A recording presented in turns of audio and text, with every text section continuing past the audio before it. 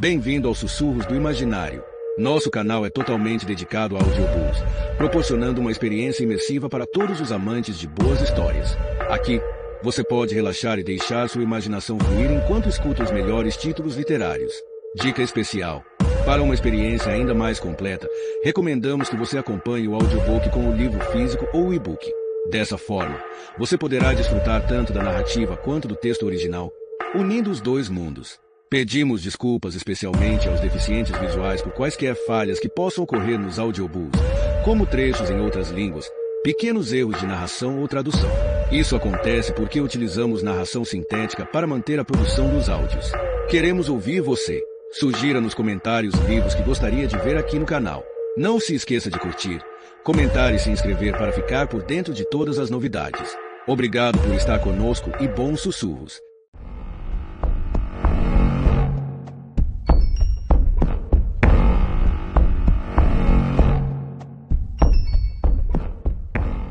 Capítulo 16. Dia 10. Curling.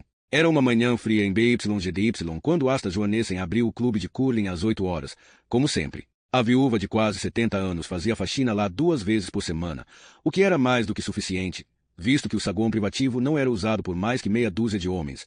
Além do mais, não tinha chuveiros. Ela acendeu a luz. Nas paredes de vigas de madeira havia troféus, diplomas, flâmulas com palavras em latim e velhas fotos em preto e branco de homens de bigode, tweed e expressões respeitáveis. Asta os achava engraçados, como aqueles caçadores de raposa nos seriados ingleses sob a alta sociedade. Ela cruzou a porta que dava entrada para a sala de curling e sentiu pelo frio lá dentro que haviam se esquecido de aumentar o termostato do gelo, como costumavam fazer para economizar energia. Asta Johannessen ligou o interruptor da luz e, enquanto os tubos de neon piscavam, lutando para decidir se queriam acender ou não, ela colocou os óculos e viu que o termostato dos cabos de refrigeração de fato estava baixo demais, e ela então o aumentou. A luz refletiu na superfície cinzenta do gelo. Através dos óculos de leitura ela vislumbrou alguma coisa no outro lado da sala e os retirou do rosto. Lentamente, a coisa entrou em foco. Uma pessoa quis andar sobre o gelo, mas hesitou. Asta Johannessen não era mesmo do tipo que se assusta à toa, mas temia que um dia quebrasse o fêmur no gelo e tivesse que ficar ali até ser encontrada pelos caçadores de raposa.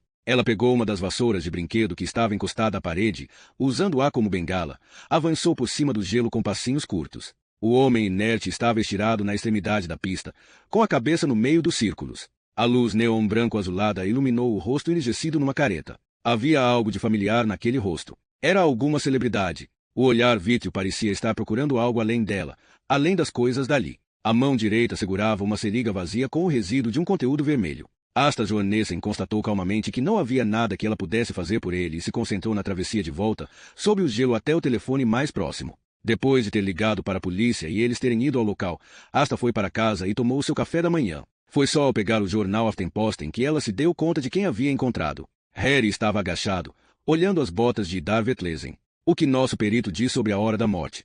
Perguntou a BJRNO, que estava ao seu lado, usando uma jaqueta jeans forrada com pelúcia branca. As botas de couro de cobra quase não faziam barulho quando ele batia com os pés no gelo. Mal havia passado 1 hora desde que Asta Johannessen tinha ligado, mas os repórteres já estavam aglomerados atrás do cordão de isolamento vermelho em frente ao clube de curling. Ele diz que é difícil determinar, respondeu Al. Como o corpo está deitado no gelo num recinto muito mais quente, ele só pode chutar a velocidade da queda de temperatura.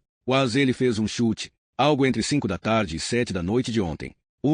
Antes da notícia de que estava sendo procurado. Então, viu a fechadura? Al fez que sim. Uma Yale comum. Estava trancada quando a faxineira chegou. Vi que você estava olhando as botas. Verifiquei as pegadas. Tenho quase certeza de que são idênticas às que temos de Soliga. Harry estudou o desenho das solas. Então você acha que esse é o nosso homem? Acho que sim. Pensativo, Harry assentiu. Sabe se Vetlesen era canhoto? Creio que não. Como pode ver, ele está segurando a seringa na mão direita. Harry assentiu. Está. Mas verifique mesmo assim. Harry nunca havia conseguido ficar verdadeiramente contente quando os casos nos quais trabalhava eram concluídos, solucionados, finalizados. Enquanto o caso estava sendo investigado, era essa sua meta, mas, ao cumpri-la, sabia que ainda não havia chegado ao fim da jornada. Ou que aquele não era o desfecho que havia imaginado. Ou a meta havia mudado de lugar, ou ele havia mudado, ou sabe-se lá o quê. A verdade é que ele se sentia vazio. O sucesso não tinha o gosto prometido. Capturar o culpado vinha sempre acompanhado da pergunta: e daí? Já eram 7 da noite. Testemunhas já haviam sido interrogadas. As provas técnicas, coletadas, uma coletiva de imprensa fora realizada e nos corredores da Homicídios havia uma crescente atmosfera de comemoração. Hagen tinha encomendado bolo e cerveja e convocado o pessoal de Leipzig e de Harry para confraternizarem na K1. Harry estava numa cadeira olhando para o pedaço enorme de bolo no prato que alguém havia colocado sobre seu colo. Ele ouviu o discurso de Hagen, os risos e os aplausos. Alguém ao passar lhe deu um tapinha nas costas, mas a maioria o deixou em paz. Havia um burburinho de conversas ao seu redor. O filho da mãe era um mau perdedor. Amarelou quando soube que íamos pegá-lo. Enganou a gente. A gente? Quer dizer que vocês do grupo de Leipzig? Se a gente tivesse capturado ele vivo, o tribunal o teria declarado louco? Devíamos estar contentes. No fim das contas, não havia provas conclusivas, apenas circunstanciais. A voz de Spen Leipzig retombou do outro lado da sala. Ok, pessoal, fiquem quietos, foi sugerido, e passado adiante, que a gente se encontre no Fenris Bar às 8 para ficarmos seriamente bêbados. E isso é uma ordem. Ok, aplauso geral. Harry colocou o prato de bolo na mesa e estava se levantando quando sentiu a mão leve de alguém no ombro. Era All. Verifiquei. Foi como eu disse. Vetlesen era destro. O gás chiou de uma latinha de cerveja sendo aberta, e um Scarry já meio embriagado pôs o braço em volta de All. Dizem que os destros têm uma expectativa de vida maior do que os canhotos. Mas isso não se aplica a Vetlesen. Hehehe. Scarry sumiu para compartilhar suas pérolas de sabedoria com os demais, e All olhou para Harry, inquisitivo. Está saindo? Vou dar uma volta. Talvez a gente se veja no Fenris. Harry estava quase à porta quando Hagen agarrou seu braço. Seria legal se ninguém fosse embora ainda. Pediu ele baixinho. O chefe disse que queria descer para dizer algumas palavras. Harry olhou para Hagen e percebeu que devia haver algo em seu olhar, porque Hagen soltou seu braço como se tivesse se queimado. Só vou ao banheiro, disse Harry. Hagen sorriu e fez que sim. Harry foi para sua sala, pegou o casaco e desceu as escadas devagar, saindo da sede da polícia rumo a Grand Landsleire. Havia alguns flocos de neve no ar, as luzes piscavam na colina de Ekebergazen. O som de uma sirene subia e descia, como um canto de baleia à distância. 2 paquistaneses discutiam amigavelmente em frente às suas lojas adjacentes, enquanto a neve cobria suas laranjas e um bêbado cambaleante cantava uma canção de marinheiro na praça de grama. Harry podia sentir as criaturas da noite farejando o ar, se perguntando se era seguro sair. Meu Deus, como amava essa cidade! Você por aqui? Elikvali olhou surpresa para seu filho Tryggvi, que estava à mesa da cozinha lendo uma revista. O rádio zunia no fundo. Ela ia perguntar por que ele não estava sentado na sala com o pai, mas lhe ocorreu que também era natural que ele quisesse falar com ela. Só que não era. Eli se serviu de uma xícara de chá, sentou-se e olhou para ele em silêncio. Tryggvi era tão bonito. Ela sempre imaginara que ia achá-lo repulsivo, mas tinha se enganado. A voz no rádio disse que os homens não representavam mais um obstáculo para as mulheres entrarem nos conselhos administrativos na Noruega. As empresas estavam lutando para conseguir a cota de mulheres determinada por lei, porque a maioria delas parecia ter uma resistência crônica em relação a cargos em que estivessem sujeitas a críticas e desafios profissionais, sem poder se esconder atrás de ninguém. São como crianças que ficam chorando sem parar até conseguir o sorvete verde, que é de pistache, mas que, quando finalmente conseguem, cospem, disse a voz. É realmente irritante de se ver. Está na hora de as mulheres assumirem responsabilidades e mostrarem um pouco de garra. Sim, pensou Eli. Está na hora. Alguém me abordou no supermercado hoje, disse Tryggvi. É mesmo? Perguntou Eli, o coração na garganta. Perguntou se eu era seu filho, se eu com meu pai. Ah, é, disse Eli de forma casual demais, sentindo-se tonta. E o que você respondeu? O que eu respondi? Tryggvi levantou o olhar. Respondi que sim, evidente. E quem era o homem que perguntou? O que você tem, mamãe? Como assim? Você está tão pálida. Não é nada, meu bem. Quem era ele? Tryggvi voltou à revista. Eu não disse que era um homem, disse. Eli se levantou, abaixou o rádio onde uma voz de mulher agradecia ao ministro da Indústria e à AVSTP pelo debate. Ela ficou observando o escuro lá fora, onde alguns flocos de neve rodopiavam para lá e para cá, sem rumo, aparentemente impassíveis diante da força da gravidade e sem vontade própria. Iam aterrissar em qualquer lugar escolhido pelo destino, para depois derreter e sumir. Havia certo conforto nisso. Ela pigarreou. O que foi? Perguntou Tryggvi. Nada, respondeu. Acho que estou ficando resfriada. Harry vagava sem rumo e sem vontade própria pelas ruas da cidade. Foi só quando se encontrou em frente ao Hotel Leon que ele entendeu que era para lá que estava indo. As prostitutas e os traficantes já estavam a postos nas ruas ao redor. Era hora do urache. Os fregueses preferiam negociar sexo e drogas antes da meia-noite. Harry entrou na recepção e viu, pela expressão apavorada de Barry Hansen, que ele o havia reconhecido. Fizemos um trato, exclamou o proprietário do hotel com a voz esganiçada, enxugando o suor da testa. Harry se perguntou por que os homens que viviam à custa das necessidades alheias sempre pareciam ter essa camada de suor, como um verniz de falsa vergonha sobre sua falta de escrúpulos. Me passa a chave do quarto do doutor, disse Harry. Ele não vem esta noite. 3 das paredes do quarto estavam decoradas com papel de parede dos anos 1970, com estampas psicodélicas em marrom e laranja, enquanto a parede que dava para o banheiro era pintada de preto, com rachaduras e manchas cinza onde o reboco havia descascado. A cama de casal tinha cedido no meio. O carpete estava duro como se fosse feito de agulhas, impermeável à água e ao sêmen, supus Harry. Ele removeu uma toalha de mão velha da cadeira ao pé da cama e sentou-se. Ficou ouvindo o zunido ansioso da cidade e sentiu que os cães estavam de volta. Mordiam e latiam, puxando a corrente de ferro, gritando. Só um drink, só uma dose para que possamos te deixar em paz e deitar a seus pés. Harry não estava no clima de rir, mas riu mesmo assim. Demônios precisavam ser exorcizados. A dor, abafada. Ele acendeu um cigarro. A fumaça subiu em espirais até o lustre de papel de arroz. Quais seriam os demônios que Darvetlezen havia tentado combater? Será que ele os trazia até aqui ou era este seu santuário, seu refúgio? Já possuía algumas respostas, mas não todas. Nunca todas. Por exemplo, se maldade e loucura são duas coisas distintas, ou se somos apenas nós que decidimos chamar de loucura tudo que está além daquilo que compreendemos como motivo para a destruição. Somos capazes de entender que alguém precisa soltar uma bomba atômica sobre uma cidade de civis inocentes, mas não que outros tenham que retalhar prostitutas que espalham doenças e decadência moral pelos bairros pobres de Londres. Dessa forma, chamamos a primeira situação de realismo, e a segunda, de loucura. Meu Deus, como ele precisava de um drink. Apenas um para eliminar a pontada de dor, eliminar esse dia, essa noite. Alguém bateu na porta. Sim, berrou Harry, assustando-se com a ira da própria voz. A porta se abriu e um rosto negro apareceu. Harry olhou para ela. Embaixo do rosto bonito e forte vestia uma jaqueta curta, tão curta que deixava à mostra as dobras de gordura salientes sob o cós das calças apertadas. Doctor? Perguntou em inglês. A ênfase na segunda sílaba soava francês. Ele fez que não com cabeça. Ela o olhou. A porta se fechou, e ela sumiu. Passaram-se 2 segundos até Harry levantar da cadeira e ir até a porta. A mulher já estava no final do corredor. Please, chamou Harry. Please, come back. Ela parou e o fitou, cautelosamente. 200 kroner, disse ela, com ênfase na última sílaba. Harry concordou. Ela sentou-se na cama e ouviu as perguntas dele, perplexa. Sobre Doctor, essa pessoa má. Sobre as orgias com várias mulheres. Sobre as crianças que ele queria que elas trouxessem. E a cada nova pergunta balançava a cabeça por nada entender. Por fim, perguntou se ele era da polícia. Harry confirmou. As sobrancelhas dela se juntaram na testa. Why you ask these questions? Where is Doctor? Doctor killed people, respondeu Harry. Ela o fitou, incrédula. Not true, declarou ela por fim. Why not? Because Doctor is a nice man. He help us. Harry perguntou de que forma Doctor as ajudava. E agora era sua vez de ouvir a mulher negra, perplexo. Contar que toda terça e quinta o doutor ficava naquele quarto com sua maleta conversando com elas, mandando-as ao banheiro para tirar amostras de urina e fazendo exames de sangue para detectar qualquer doença venérea. Ele dava pílulas e remédios quando tinham alguma doença comum.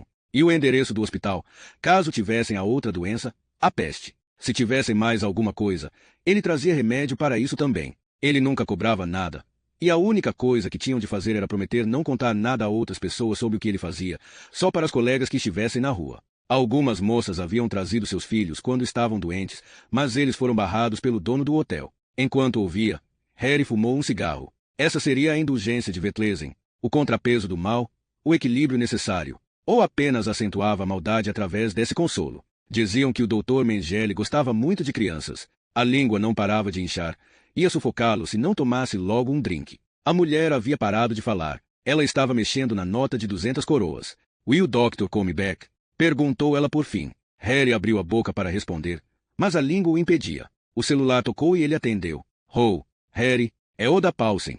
Lembra de mim? Ele não se lembrava dela, e, além do mais, sua voz era muito jovem. Da TV NRK, esclareceu ela. Fui eu quem convidei você para o programa Boss da última vez. A mulher da pesquisa. A mulher cilada. Queremos saber se você aceita participar de novo, nesta sexta. Gostaríamos de ouvir sobre o triunfo de ter pegado o boneco de neve. Bem, sabemos que ele morreu, mas mesmo assim, sobre o que de fato se passa dentro da cabeça de uma pessoa desse tipo. Se é que ele pode ser chamado assim.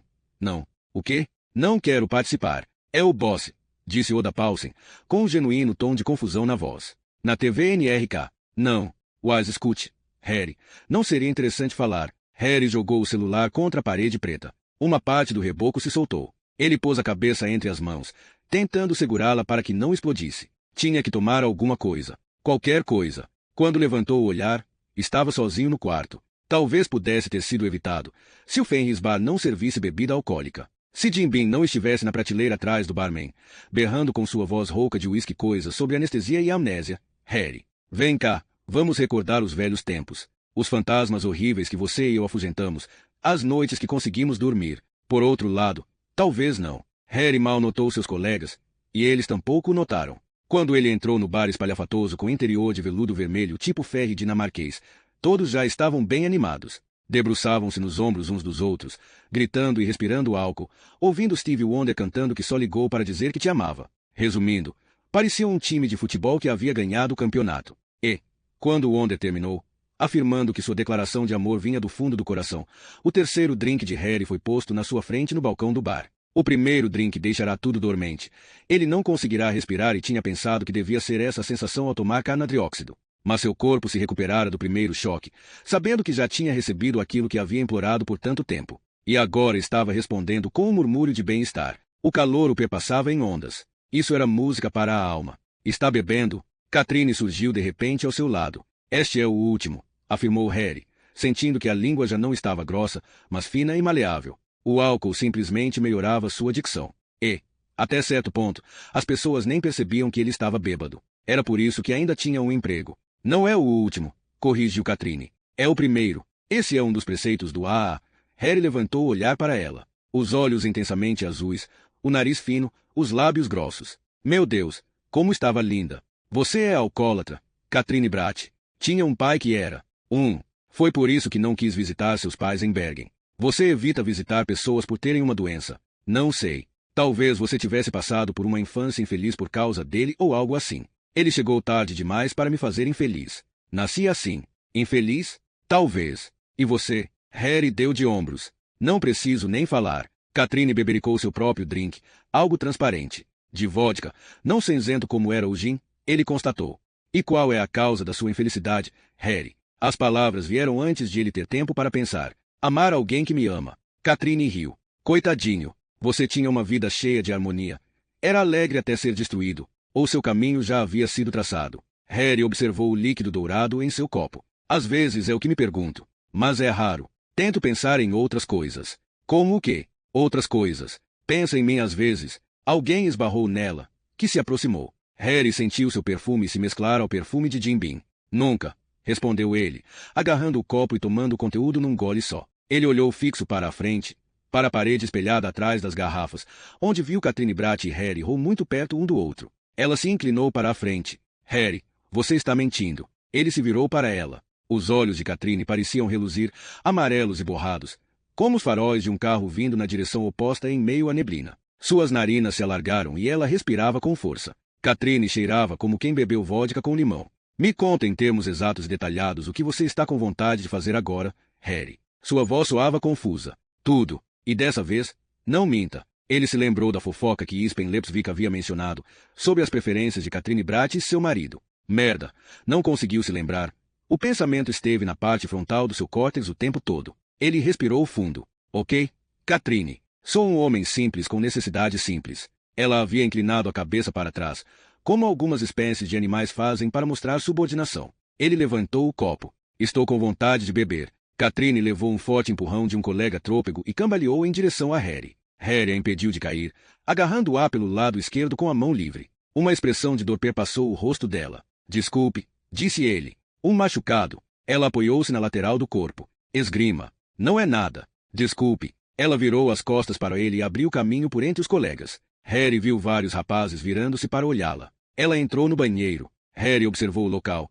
Notou Lepsvik afastando os olhos quando estes encontraram os de Harry. Ele não podia ficar ali. Havia outros lugares onde ele e Jim poderiam conversar. Ele pagou e estava em vias de sair. Ainda havia um restinho no copo. Mas Lepsvik e dois colegas o observavam do outro lado do bar. Era apenas uma questão de um pouquinho de autocontrole. Harry queria mover seus pés, mas eles estavam colados ao chão. Ele pegou o copo, levou à boca e esvaziou o conteúdo. O ar gélido da noite lá fora estava delicioso em contato com sua pele em chamas. Ele podia beijar aquela cidade. Quando Harry chegou em casa, tentou se masturbar na pia, mas acabou vomitando e olhou para o calendário preso no prego embaixo do armário. Tinha sido um presente de Natal de Raquel há 2 anos. Havia fotos de todos eles, dos 3, uma foto para cada mês que estiveram juntos. Novembro, Raquel e Oleg riam para ele, sob um fundo de folhas secas de outono e um céu azul pálido, tão azul quanto o vestido que ela havia usado, aquele com florzinhas brancas, o vestido do primeiro encontro, e ele resolveu que à noite sonharia com aquele céu. Por isso abriu o armário, afastou as garrafas vazias de coca, que caíram barulhentas, e lá, bem lá no fundo, estava ela. Uma garrafa intocada de Jim Beam. Harry nunca teve coragem de não ter nenhuma bebida em casa, mesmo durante os períodos mais sóbrios, porque sabia o que seria capaz de fazer para conseguir uma quando já havia começado a beber. Como para adiar o inevitável, Harry passou a mão sob a etiqueta. Depois abriu a garrafa. Quanto era o suficiente? A seringa que Vetlesen havia usado ainda tinha um resíduo vermelho do veneno, mostrando que estivera cheia. Vermelho como cochonilha. Meu amor, cochonilha. Ele respirou fundo e levantou a garrafa. Pôs na boca, sentiu o corpo enrijecer, preparando-se para o choque. Então bebeu, ávido e desesperado, como se para acabar logo com aquilo. O ruído que vinha de sua garganta entre cada gole soava como um soluço.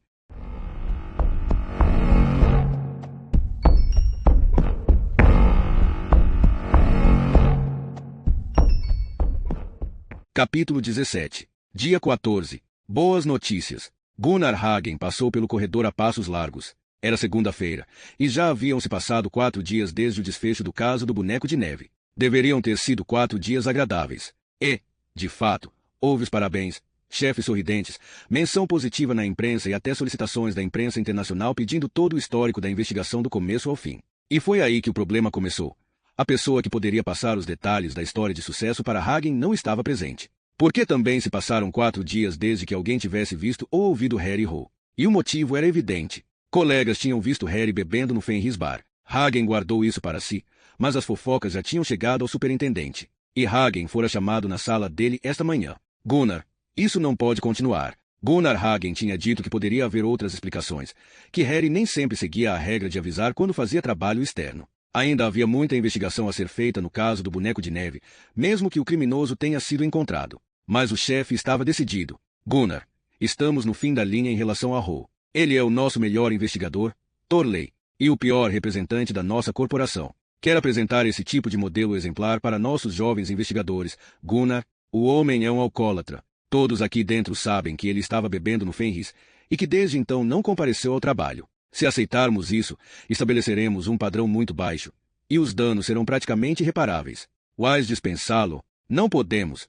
Chega de avisos. O regulamento dos serviços públicos quanto ao abuso de álcool é bastante claro. Essa conversa ainda reverberava nos ouvidos do delegado quando ele bateu na porta do superintendente outra vez. Ele foi visto, anunciou Hagen. Quem? Ho. Lee me ligou e disse que viu quando ele entrou na sala e fechou a porta. Bem, disse o chefe, ficando de pé. Então vamos até lá ter essa conversa de uma vez. Pesadas duras soaram pelos corredores na zona vermelha da homicídios, que ficava no 6º andar na sede da polícia. E a equipe, como se farejasse o que estava em vias de acontecer, apareceu no vão da porta de suas respectivas salas, botando as cabeças para fora para espiar os 2 homens andando lado a lado com expressões severas e fechadas. Ao chegarem em frente à porta 616, pararam. Hagen respirou fundo. Torley, começou a dizer, mas o chefe já havia colocado a mão na maçaneta e a abria com um golpe. Ficaram parados na soleira da porta, os olhos arregalados de incredulidade. Meu Deus! Exclamou o chefe. Atrás da mesa estava Harry Ho, de camiseta, com uma fita elástica amarrada no antebraço e a cabeça inclinada sobre a mesa. Logo embaixo da fita pendia uma seringa enfiada na pele. O conteúdo era transparente, e mesmo da porta dava para ver várias marcas vermelhas de agulhas no pálido antebraço. O que diabos você está fazendo, criatura? Sibilou o chefe, empurrando Hagen para dentro e batendo a porta atrás de si. Harry levantou a cabeça e lhes lançou um olhar distante. Hagen pôde ver que ele segurava um cronômetro. De repente, Harry arrancou a seringa, olhou o restante do conteúdo, jogou a seringa de lado e fez anotações numa folha de papel. Isso. Na verdade, deixe as coisas mais fáceis. Ho, gaguejou o chefe. Porque temos péssimas notícias. Eu tenho péssimas notícias, senhores, disse Harry, arrancando um chumaço de algodão do saco na sua frente e apertando contra o antebraço. É impossível que Dar Vetlesen tenha cometido suicídio. E suponho que vocês saibam o que isso significa. Gunnar Hagen teve uma súbita necessidade de rir. A situação toda parecia tão absurda que sua cabeça simplesmente não conseguiu inventar uma reação mais adequada. E ele viu pelo rosto do chefe que nem ele sabia o que fazer. Harry olhou para o relógio e se levantou. Venham para a sala de reuniões daqui a exatamente 1 hora que ficarão sabendo por quê, disse ele. Agora preciso cuidar de outros assuntos. O inspetor passou depressa pelos 2 chefes estupefatos, abriu a porta e desapareceu pelo corredor a passos largos. 1 hora e 4 minutos mais tarde, Gunnar Hagen, acompanhado pelo superintendente e pelo comandante, entrou na silenciosa sala K1. Ela estava lotada do pessoal dos grupos de investigação de Leipzig e de Harry, e só se ouvia a voz deste último. Encontraram lugares ficando em pé no fundo da sala. Uma tela mostrava fotos projetadas de Idar Vetlesen do modo como foi encontrado no clube de curling. Como podem ver, Vetlesen está com a seringa na mão direita, disse Harry Rowe. Não é nada estranho, considerando que ele era destro. Mas foram as botas dele que despertaram minha curiosidade. Vejam aqui. Uma nova foto mostrou um close das botas. Essas botas são a única prova técnica da qual dispomos. Mas são o suficiente. Porque a pegada combina com aquela que encontramos na neve de Soliga. Mas olhem os cadarços. Rowe indicou com uma caneta laser. Ontem testei com minhas próprias botas. Para que o nó ficasse desse jeito, eu teria que fazê-lo ao contrário do que normalmente faço. Como se eu fosse canhoto. A alternativa seria me posicionar diante das botas como se eu as amarrasse para outra pessoa. Um zunido inquieto passou pela sala. Eu sou destro. Era a voz de Espen Leipzig. E eu amarro os cadarços assim. Bem, talvez isso seja apenas uma esquisitice. Mas são coisas desse tipo que levantam certa. Ou parecia saborear a palavra antes de escolhê-la. Inquietação. Inquietação essa que traz outras perguntas. Essas botas são realmente de Idar Vetlesen. São de uma marca barata. Fiz uma visita à mãe dele ontem, que me deixou ver a coleção de sapatos do filho. Sem exceção, eram todos sapatos caros. E, como pensei, ele era como todos nós. De vez em quando tirava os sapatos sem desatar o nó dos cadarços. É por isso que posso dizer, Rowe bateu de leve com a caneta laser na foto, que eu sei que Idar Vetlesen não amarrou os sapatos desse jeito. Hagen lançou um olhar para o superintendente, que agora tinha uma ruga profunda na testa. Harry prosseguiu. A questão que surge é se alguém teria colocado as botas em Idar Vetlesen. O mesmo para usado em Soliga. O motivo seria fazer parecer que Vetlesen era o boneco de neve. Um cadarço e botas baratas, disse um inspetor do grupo de Leipzig.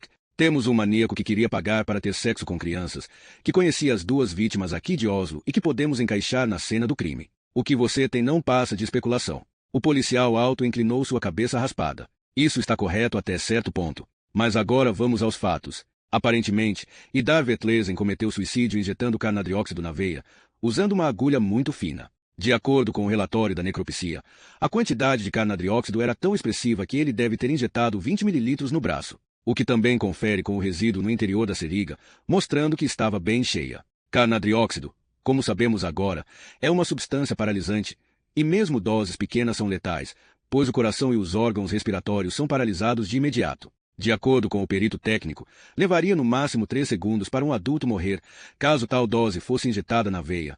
O que era o caso de Idar Vetlesen. E isso simplesmente não faz sentido. Rowe lançou uma folha de papel no ar, onde Hagen podia ver pequenos números anotados a lápis. Fiz alguns testes em mim mesmo, com o mesmo tipo de seringa e agulha usados por Vetlesen. Usei uma solução de água salgada, que é parecida com carnadrióxido, visto que todas as soluções contêm pelo menos 90% de água. Anotei todos os valores. Independentemente da força que usei, a agulha fina impossibilita injetar 20 ml em tempo mais curto do que 8 segundos. Por isso, o inspetor esperou, como se quisesse dar a todos tempo para assimilar a inevitável conclusão, antes de prosseguir. Vetlesen teria ficado paralisado antes de conseguir injetar 1/3 do conteúdo. Em suma, ele não pode ter injetado tudo. Não sem ajuda. Hagen engoliu em seco. O dia seria pior do que ele havia imaginado. Quando a reunião acabou, Hagen viu o comandante sussurrar algo no ouvido do superintendente. E este, por sua vez, inclinou-se para Hagen. Peça para Rowe e seu grupo virem à minha sala agora. E coloque uma mordaça em Leipzig e seu pessoal. Nem uma única palavra sobre isso pode vazar. Entendido. Hagen entendeu. 5 minutos depois, estavam reunidos na grande e nada aconchegante sala do superintendente. Katrine Bratt, a última a chegar, fechou a porta e sentou-se. Harry Rowe havia deslizado para o fundo de sua cadeira, e suas pernas esticadas descansavam bem em frente à mesa do chefão. Vou ser breve, anunciou o superintendente, passando a mão pelo rosto como se quisesse apagar o que via. Um grupo de investigadores voltando ao ponto de partida. Tem alguma boa notícia, Rowe? Para adoçar o fato amargo de que nós, durante a sua misteriosa ausência, contamos à imprensa que o boneco de neve está morto como resultado do nosso trabalho incansável. Bem, podemos supor que Vetlesen sabia de algo que não deveria saber, que o assassino descobriu que estávamos em vias de capturá-lo e que, por isso, precisou eliminar a possibilidade de ser desmascarado. Se eu estiver correto, a morte de Vetlesen continua sendo resultado de nosso trabalho incansável. A face do superintendente adquiriu uma cor rosa de estresse. Não foi isso que eu quis dizer com boas notícias, Ho. Não.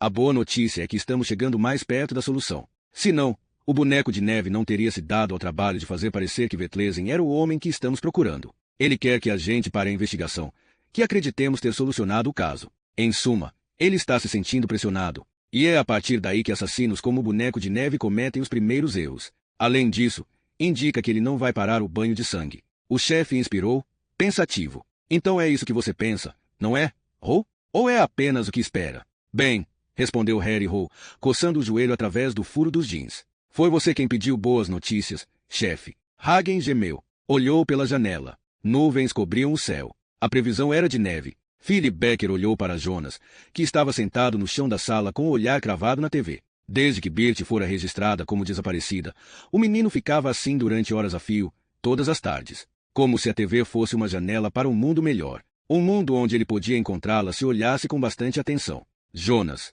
obediente, mas desinteressado, o menino levantou o olhar. Porém seu rosto congelou de pavor ao ver a faca. Você vai me cortar? Perguntou o menino. A expressão no rosto do menino e a voz fina eram tão cômicas que Philip Becker quase caiu na gargalhada. A luz da lâmpada em cima da mesa da sala se refletiu no aço. Ele havia comprado a faca numa loja de ferragens no shopping de Soro. Logo depois de ter ligado para Ida Vetlesen. Só um pedacinho, Jonas. Só um pedacinho. E fez uma incisão.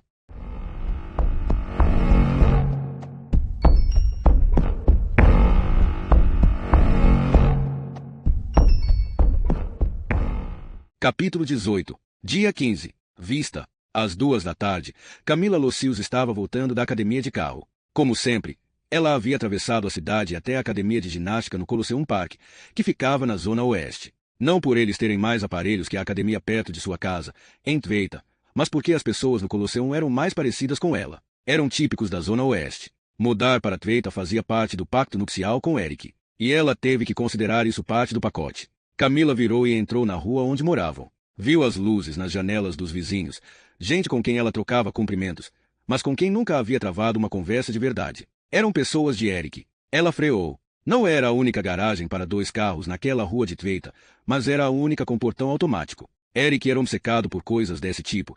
Ela não dava a mínima. Apertou o controle remoto, o portão se levantou, ela pisou na embreagem e entrou deslizando. Como esperado, o carro de Eric não se encontrava.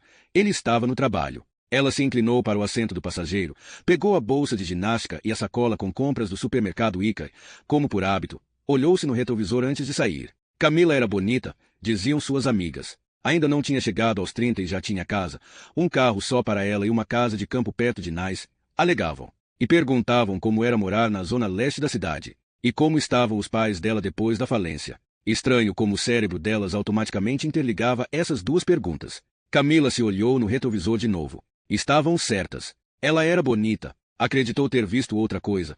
Um movimento no canto do retrovisor. Não, era só a porta da garagem se fechando. Ela saiu do carro e procurava a chave de casa, quando lembrou que o celular ainda estava no suporte dentro do carro. Camila se virou e soltou um grito curto. O homem estava logo atrás dela. Apavorada, ela deu um passo para trás e segurou a mão sob a boca. Estava prestes a pedir desculpas e abrir um sorriso, não porque houvesse algum motivo para pedir desculpas, mas por ele não parecer nem um pouco perigoso. Foi então que viu a pistola na mão dele, apontada para ela. A primeira coisa que pensou foi que parecia uma pistola de brinquedo. Meu nome é Philip Becker, apresentou-se ele. Toquei a campainha. Não havia ninguém em casa. O que você quer? Perguntou ela, tentando controlar o tremor na voz, seu instinto dizendo para não demonstrar medo. Do que se trata? Ele mostrou um breve sorriso. Prostituição. Calado, Harry olhou para Hagen, que havia interrompido a reunião na sala do investigador para repetir a ordem do superintendente de que a teoria sobre o assassinato de Vetlesen não podia vazar, nem sequer para cônjuges ou namorados. E, finalmente, Hagen encontrou o olhar de Harry. Bem, era só isso que eu queria dizer. Concluiu ele rapidamente e saiu. Prossiga, pediu Harry a BJRNO, que resumia as pistas da cena do crime no clube de curling. Ou melhor, a falta de pistas. Tínhamos acabado de começar por lá quando foi constatado que era suicídio. Não encontramos nenhuma prova técnica, e agora a cena do crime está contaminada. Dei uma olhada hoje de manhã e receio que haja pouca coisa para se ver. Murmurou Harry. Catherine, Katrine olhou para suas anotações. Sim, sua teoria seria então de que Vetlesen e o assassino se encontraram no clube de curling e que deviam ter combinado o encontro antes. A conclusão mais óbvia é que estiveram em contato por telefone. Você pediu para eu verificar as listas de chamadas. Isso, disse Harry, abafando um bocejo. Ela virou a página. Recebi listas da Telenor relativas ao celular e ao telefone no consultório de Vetlesen. Levei-as para a casa de Borghild. Para a casa? Perguntou Sky. É lógico, ela não tem mais um emprego. Ela contou que, além dos pacientes, Idar Vetlesen não teve visitas de ninguém durante os 2 últimos dias. Aqui está a lista deles. Ela retirou a folha da pasta e a colocou na mesa. Como presumi, Borghild conhece bem os contatos profissionais e sociais de Vetlesen. Ela me ajudou a identificar praticamente todas as pessoas na lista de ligações. Dividimos em 2 listas, uma com os contatos profissionais e outra com os pessoais. Ambas mostram número de telefone, horário e data da conversa, se a ligação tinha sido feita ou recebida e quanto tempo durou. Os outros 3 juntaram suas cabeças para estudar as listas. A mão de Katrine esbarrou na mão de Harry. Ele não detectou nenhum sinal de embaraço nela. Talvez tivesse sido apenas um sonho, a insinuação que ela havia feito no Fenris Bar. Contudo, a questão é que Harry não sonhava quando bebia. O propósito de beber era justamente esse. Mesmo assim, ele havia acordado na manhã seguinte com uma ideia que devia ter sido concebida em algum lugar entre o sistemático esvaziar da garrafa de uísque e o momento implacável de acordar. A ideia da cochonilha e da seringa cheia de Vetlesen. E foi essa ideia que o salvou de correr direto para a loja de bebidas na Rua Therese, lançando de volta ao trabalho. Uma droga pela outra. De quem é esse número aqui? Perguntou Harry. Qual? Perguntou Katrine, inclinando-se para a frente. Harry apontou para um número da lista de contatos sociais. O que o faz perguntar sobre este em particular? Perguntou Katrine, curiosa, olhando para ele. Por ser o contato social que ligou para Vetlesen e não ao contrário. Devemos supor que quem dirige a cena é o assassino. Portanto, deve ter sido ele quem entrou em contato. Katrine conferiu o número com a lista dos nomes. Lamento, mas essa ligação aparece nas 2 listas. Era um paciente também.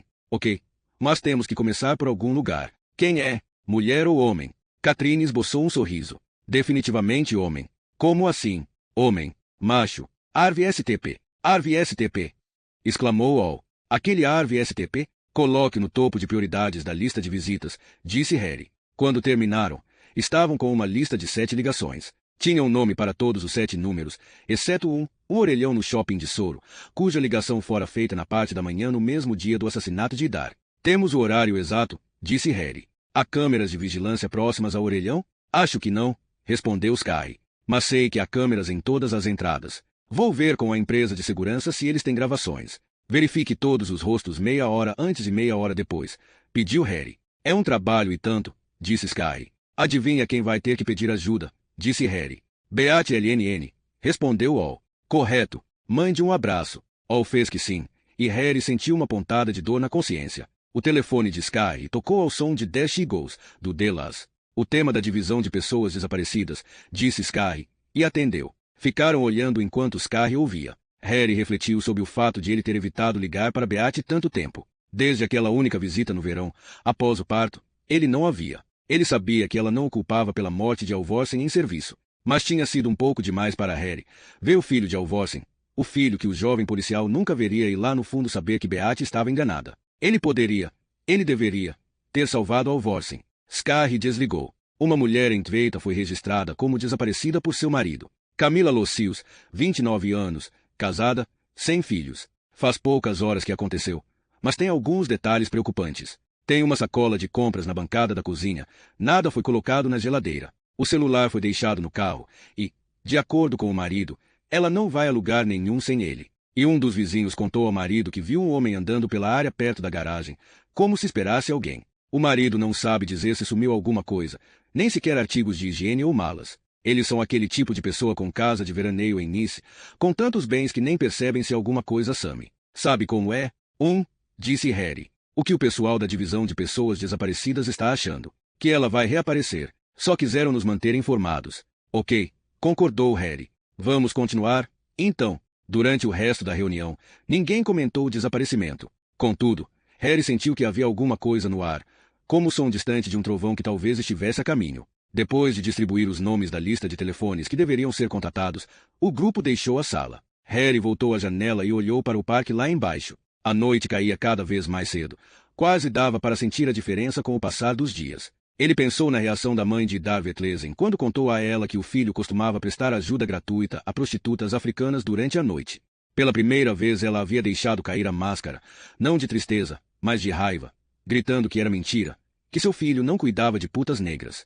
Talvez tivesse sido melhor mentir. Harry pensou sobre o que o superintendente havia dito no dia anterior, que o banho de sangue por hora tinha acabado. Na escuridão, ele só podia vislumbrar o que estava bem embaixo da sua janela. As creches costumavam trazer as crianças ao parque para brincar, especialmente quando havia caído neve, como na noite anterior. Pelo menos foi o que Harry pensou quando viu aquilo ao chegar ao trabalho mais cedo pela manhã. Um grande boneco de neve branco acinzentado. Em cima da redação da Liberal em Akerbridge, na cobertura com vista para o fiord de Oslo, o forte de Akershus e a cidadezinha de Nesostangen, ficavam os 230 metros quadrados mais caros de propriedade particular em Oslo. Pertenciam ao dono e editor da Liberal, Arvid STP, ou apenas Arvid, como estava escrito na porta em que Harry tocou. A entrada era decorada em estilo funcional e minimalista, mas havia 2 vasos pintados à mão ladeando a porta de carvalho, e Harry se pegou pensando em quanto seria seu ganho líquido se fugisse com um deles. Ele havia tocado uma vez, e agora finalmente ouviu vozes lá dentro. Uma era fina e assobiada,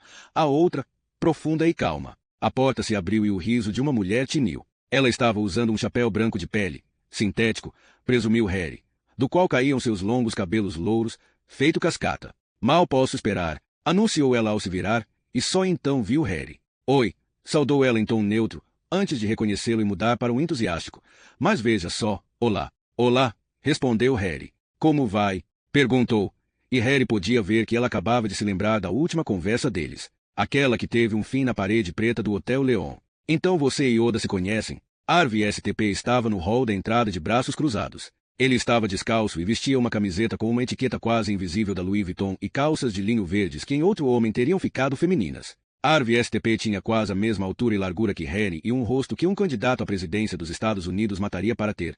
Queixo decidido, olhar azul de menino contornado por rugas quando sorria e uma cabeleira branca e farta. Só trocamos um oi, explicou Harry. Participei daquele programa de entrevistas uma vez. Gente, preciso ir, disse Oda, mandando beijinhos para o ar antes de sair correndo. Seus passos retombaram nos degraus da escada como se sua vida dependesse disso. Pois é, isso também foi sobre o maldito programa, disse STP, acenando para que Harry entrasse e apertando sua mão. Receio que meu lado exibicionista esteja ficando patético. Dessa vez nem perguntei qual era o tema antes de responder sim. Obrigado, quero participar. Oda veio até aqui fazer o trabalho dela. Bem, você já participou disso, sabe como eles trabalham. No meu caso resolveram tudo por telefone, disse Harry, ainda sentindo na pele o calor da mão de Arvid STP. Você parecia bem sério ao telefone. O que um jornalista miserável pode fazer por você? É sobre o seu médico e colega de Cullen, e Darvet Lesen. Ah, Vetlesen. É claro. Vamos entrar. Harry tirou as botas e seguiu STP por um corredor que levou a uma sala 2 degraus mais abaixo do que o restante do apartamento. O olhar foi suficiente para entender onde Dara havia buscado inspiração para sua sala de espera. Pelas janelas via-se o luar brilhando no fiord. Quer dizer que estão fazendo uma investigação a priori? Perguntou STP, deixando-se cair no menor item da mobília. Uma cadeira de plástico moldada. Qual é? Perguntou Harry, sentando-se no sofá. Estão começando com a solução, trabalhando de trás para a frente para descobrir como pode ter acontecido. É isso que quer dizer a priori. Sei lá, apenas gosto do som do latim. E o que acha da nossa solução? Acredita nela? Eu, STP riu. Não acredito em nada, mas isso é minha profissão. Claro. Assim que algo começa a parecer uma verdade estabelecida, é meu trabalho argumentar ao contrário. Liberalismo é isso. E nesse caso, bem, não vejo Vetlesen tendo algum motivo racional, ou sendo louco a ponto de desafiar os padrões normais de loucura. Então você não acredita que Vetlesen seja o assassino. Argumentar contra a crença de que a Terra é redonda não é a mesma coisa que acreditar que ela seja plana. Presumo que vocês tenham provas. Um drink. Café. Café. Por favor. Estou blefando. STP sorriu. Só tenho água e vinho. Não, mento. Tenho um pouco de cida da fazendinha de Abedjengen. E você vai prová-la, querendo ou não. STP desapareceu numa cozinha. E Harry se levantou para dar uma olhada ao redor. Você tem um belo apartamento? STP. Originalmente eram 3. Gritou STP da cozinha. Um pertencia a um armador bem-sucedido que se enforcou de tédio mais ou menos aí onde você está sentado. O segundo apartamento, onde estou agora, pertencia a um corretor de valores que foi acusado como insider trading. Na prisão, encontrou Deus, vendeu o apartamento para mim e doou todo o dinheiro para um pregador da missão interior. Mas isso também é uma espécie de insider trading, se é que me entende. E me contaram que o homem está muito mais feliz agora. Então por que não? STP entrou na sala carregando 2 copos com conteúdo amarelo pálido. Estendeu-um a Harry. O dono do terceiro apartamento era um encanador de Stens que resolveu, quando planejaram a reconstrução da área portuária de Aquebridge, que era aqui que queria morar. Uma espécie de ascensão social, imagino. Depois de ralar e juntar dinheiro, ou superfaturar no mercado negro, durante 10 anos, comprou o imóvel. Mas custou tanto que ele não pôde pagar uma empresa transportadora e fez ele mesmo a mudança, com a ajuda de 2 amigos. O homem tinha um cofre que pesava 400 quilos. Devia precisar dele para guardar todo o dinheiro sujo. Estavam já no último lance de escada e faltavam apenas 18 degraus quando o maldito cofre deslizou. O encanador acabou preso embaixo dele, quebrou a coluna e ficou paraplégico. Agora está morando num asilo em sua cidade natal com vista para o lago Stensvanene. STP parou em frente à janela, pensativo, bebendo do seu copo e olhando sobre o fiord. Na verdade é só um lago, mas é uma bela vista. Estávamos pensando em sua ligação com Idar Vetlesen.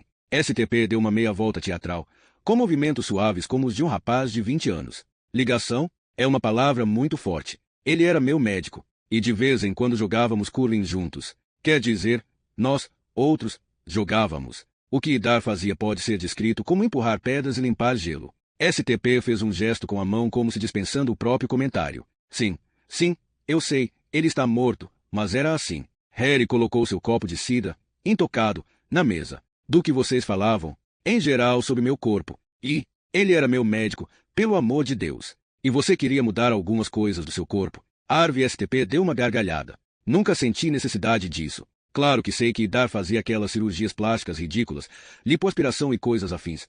Mas eu recomendo prevenção em vez de reparação. Faço esporte, inspetor. Não gostou da cidra. Tem álcool. É mesmo? Perguntou STP, estudando o copo que segurava. Não me ocorreu. Então de que parte do corpo vocês tratavam? Do cotovelo. Tenho sinovite no cotovelo, o que me atrapalha quando jogo curling. Ele prescrevia o uso de analgésicos antes dos treinos, o idiota. Porque também reduz a inflamação. E por conta disso eu sobrecarregava a musculatura toda vez que jogava. Bem, não preciso fazer um alerta contra essa prática, visto que estamos falando de um médico morto, mas não se deve tomar remédio para eliminar a dor. A dor é uma coisa positiva.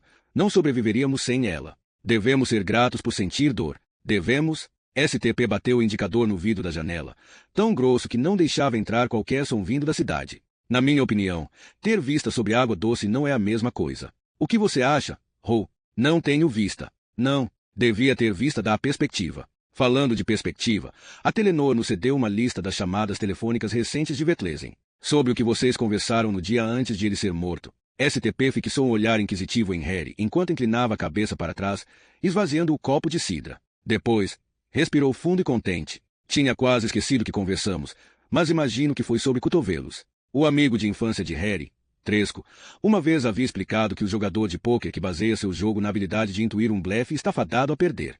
É fato que somos todos facilmente desmascarados através da afetação, mas, de acordo com Tresco, não teremos chance de desmascarar um craque na arte de blefar sem antes fazer um mapeamento metódico das afetações da pessoa em questão. Harry era levado a crer que Tresco tinha razão. Por isso, ele não baseava sua convicção de que STP mentia pela expressão facial, pela voz ou pela linguagem corporal. Onde você estava entre as 4 da tarde e 8 da noite do dia em que Vetlesen morreu? Perguntou Harry. Epa, STP ergueu uma sobrancelha. Epa, tem algo nesse caso que eu ou meus leitores devíamos saber. Onde você estava? Está parecendo que vocês não pegaram o boneco de neve afinal. Correto? Ficaria grato se me deixasse fazer as perguntas.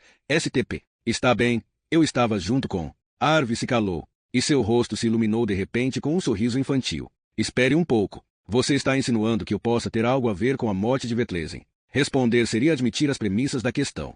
Posso facilmente deixar registrado que você se recusou a responder, STP. STP levantou o copo como se fosse fazer um brinde. Um contra-ataque bem familiar, Ro. Um que nós da imprensa usamos todo santo dia. Daí o nome, imprensa. Imprensar as pessoas. Mas lembre que não estou me recusando a responder, Ro. Estou apenas me abstendo de responder neste instante. Isto é, estou pensando a respeito. STP voltou à janela, onde ficou balançando a cabeça para si mesmo. Não estou me recusando.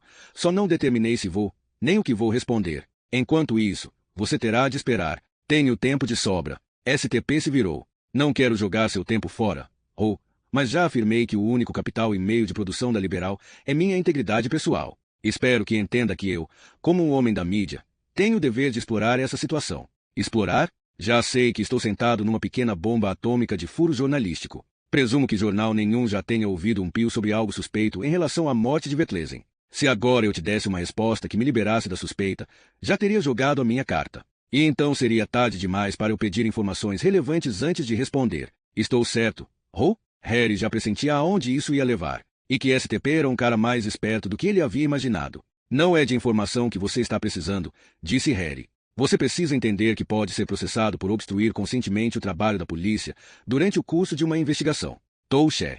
STP riu, agora visivelmente exaltado. Mas como jornalista e liberalista, tenho princípios a considerar. A questão aqui é se eu, como declarado cão de guarda anticlasse dominante, devo incondicionalmente colocar meus serviços à disposição daqueles que regulam a lei e a ordem. Ele cuspiu as palavras sem esconder o sarcasmo. E quais seriam suas condições para dar uma resposta? Exclusividade de informações dos bastidores, naturalmente. Posso te dar exclusividade, respondeu Harry, junto com a proibição de repassar a informação a uma alma sequer. Bem, assim não chegamos a lugar nenhum. Que pena. STP enfiou as mãos nos bolsos da calça de linho. Mas já tenho o suficiente para questionar se a polícia pegou o homem certo. Estou avisando. Obrigado. Você já me avisou, disse STP, suspirando. Mas reflita sobre com quem você está lidando, Ho. No sábado faremos a festa de todas as festas no Plaza. 600 convidados celebrando os 25 anos da Liberal. Nada mal para uma revista que sempre foi além dos limites da nossa liberdade de expressão, que todo santo dia navegou em águas jurídicas poluídas. 25 anos, Ho, e ainda não perdemos um único processo diante dos tribunais. Vou discutir isso com nosso advogado, Johann Kroh. Presumo que vocês o conheçam, Ho. Harry assentiu, sombrio. Com um discreto gesto com a mão em direção à porta, STP indicou que dava a visita por encerrada. Prometo ajudar no que puder, declarou STP quando chegaram à porta do hall de entrada. Se vocês nos ajudarem, você sabe muito bem que é impossível para nós fazer um trato assim. Você não faz ideia dos tratos que já fizemos, Ho. STP sorriu ao abrir a porta. Você realmente não faz ideia. Espero revê-lo em breve. Não esperava ver você de novo tão cedo, disse Harry, segurando a porta aberta. Raquel subiu os últimos degraus para o apartamento de Harry. Esperava sim, rebateu ela, aconchegando-se no abraço dele. Em seguida, empurrou-o para dentro, bateu a porta com o pé, pegou a cabeça dele entre as mãos e o beijou com avidez. Eu te odeio, disse ela, abrindo a fivela do cinto dele. Você sabe que eu não precisava disso na minha vida agora. Então, vá embora, disse Harry, desabotoando o casaco e depois a blusa. A calça dela tinha um zíper lateral. Ele o abaixou e deslizou a mão para dentro, passando-a sobre a parte inferior da lombar, sob a seda macia e fresca da calcinha. O hall de entrada ficou em silêncio. Ouviu-se apenas a respiração dos dois e um simples clique do salto contra o chão quando ela mexeu o pé para deixá-lo entrar. Depois, na cama, ao dividirem um cigarro, Raquel o acusou de ser um traficante. Não é assim que eles fazem? Perguntou. As primeiras doses são de graça, até a pessoa ficar viciada. E então precisam pagar, disse Harry, soprando um anel de fumaça grande e outro pequeno que subiram ao teto. Pagar caro, disse Raquel. Você só está aqui pelo sexo, disse Harry. Não é? Só para eu saber. Raquel passou a mão sobre o peito dele. Você emagreceu tanto, Harry. Ele não respondeu. Esperou. Não funciona tão bem com Matias, disse ela. Quero dizer, ele funciona bem. Ele funciona muito bem. Sou eu quem não funciona. Qual é o problema? Ah, se eu soubesse. Olho para Matias e penso que ali está o homem dos meus sonhos. E penso que ele me deixa com tesão. E tento deixá-lo com tesão. Então praticamente o ataco porque tenho vontade de ter tesão. Entende? Seria tão bom, tão certo. Mas não consigo. Não consigo imaginar muito bem, mas estou te ouvindo. Ela o beliscou na ponta da orelha. O fato de que estávamos sempre com desejo um pelo outro não necessariamente era um selo de qualidade da nossa relação, Harry. Harry viu o anel de fumaça pequeno alcançar o grande, formando um número 8. Sim, era sim, pensou ele. Já comecei a procurar pretextos, disse ela. Por exemplo, a tal particularidade corporal esquisita que Matias herdou do pai. O quê? Não é nada demais, mas ele tem um pouco de vergonha. Vamos, conte. Não tem importância alguma. E no início eu até achava a timidez dele charmosa. Agora estou começando a achá-lo irritante. Como se eu tentasse fazer dessa coisinha uma falha em Matias. Uma desculpa para... Ela se calou. Para estar aqui, completou Harry. Raquel o abraçou com força. E se levantou. Não vou voltar, anunciou ela, fazendo beicinho. Era quase meia-noite quando Raquel deixou o apartamento de Harry. Uma garoa fina e silenciosa fazia o asfalto brilhar embaixo dos postes de luz. Ela caminhou até Stensbergata, onde havia deixado o carro. Entrou no veículo e estava prestes a dar a partida quando descobriu um bilhete escrito à mão embaixo do limpador do para-brisa. Ela entreabriu a porta, pescou o bilhete e tentou ler a escrita quase apagada pela chuva. Nós vamos morrer, sua puta. Raquel teve um sobressalto. Olhou ao redor, mas estava só. Não via nada além de carros estacionados. Também havia bilhetes neles. Ela não viu nenhum. Devia ter sido por acaso. Ninguém sabia onde estava seu carro. Ela baixou um pouco o vidro, segurou o bilhete entre dois dedos, soltou-o pela fresta e deu a partida. De repente, logo antes do topo de Levalsveien, ela teve a súbita sensação de que havia alguém no banco de trás, olhando para ela. De relance viu o rosto de um rapaz. Não de Oleg, mas de outro, um estranho. Ela pisou no freio e os pneus cantaram no asfalto. Veio o som furioso de uma buzina. 3 vezes. Ela olhou no retrovisor, sem ar, e viu o rosto apavorado do jovem no carro logo atrás. Trêmula, girou a chave na ignição. Elik Vale estava parada no hall de entrada como se estivesse pregada ao chão. Ainda segurava o telefone. Ela não havia imaginado nada, nada mesmo. Só quando Andreas disse seu nome 2 vezes ela voltou a si. Quem era? Perguntou. Ninguém, respondeu ela. Foi engano. Quando foram dormir, ela queria se aconchegar nele, mas não conseguiu. Não conseguiu ter forças. Ela era impura. Nós vamos morrer, dissera a voz no telefone. Nós vamos morrer, sua puta.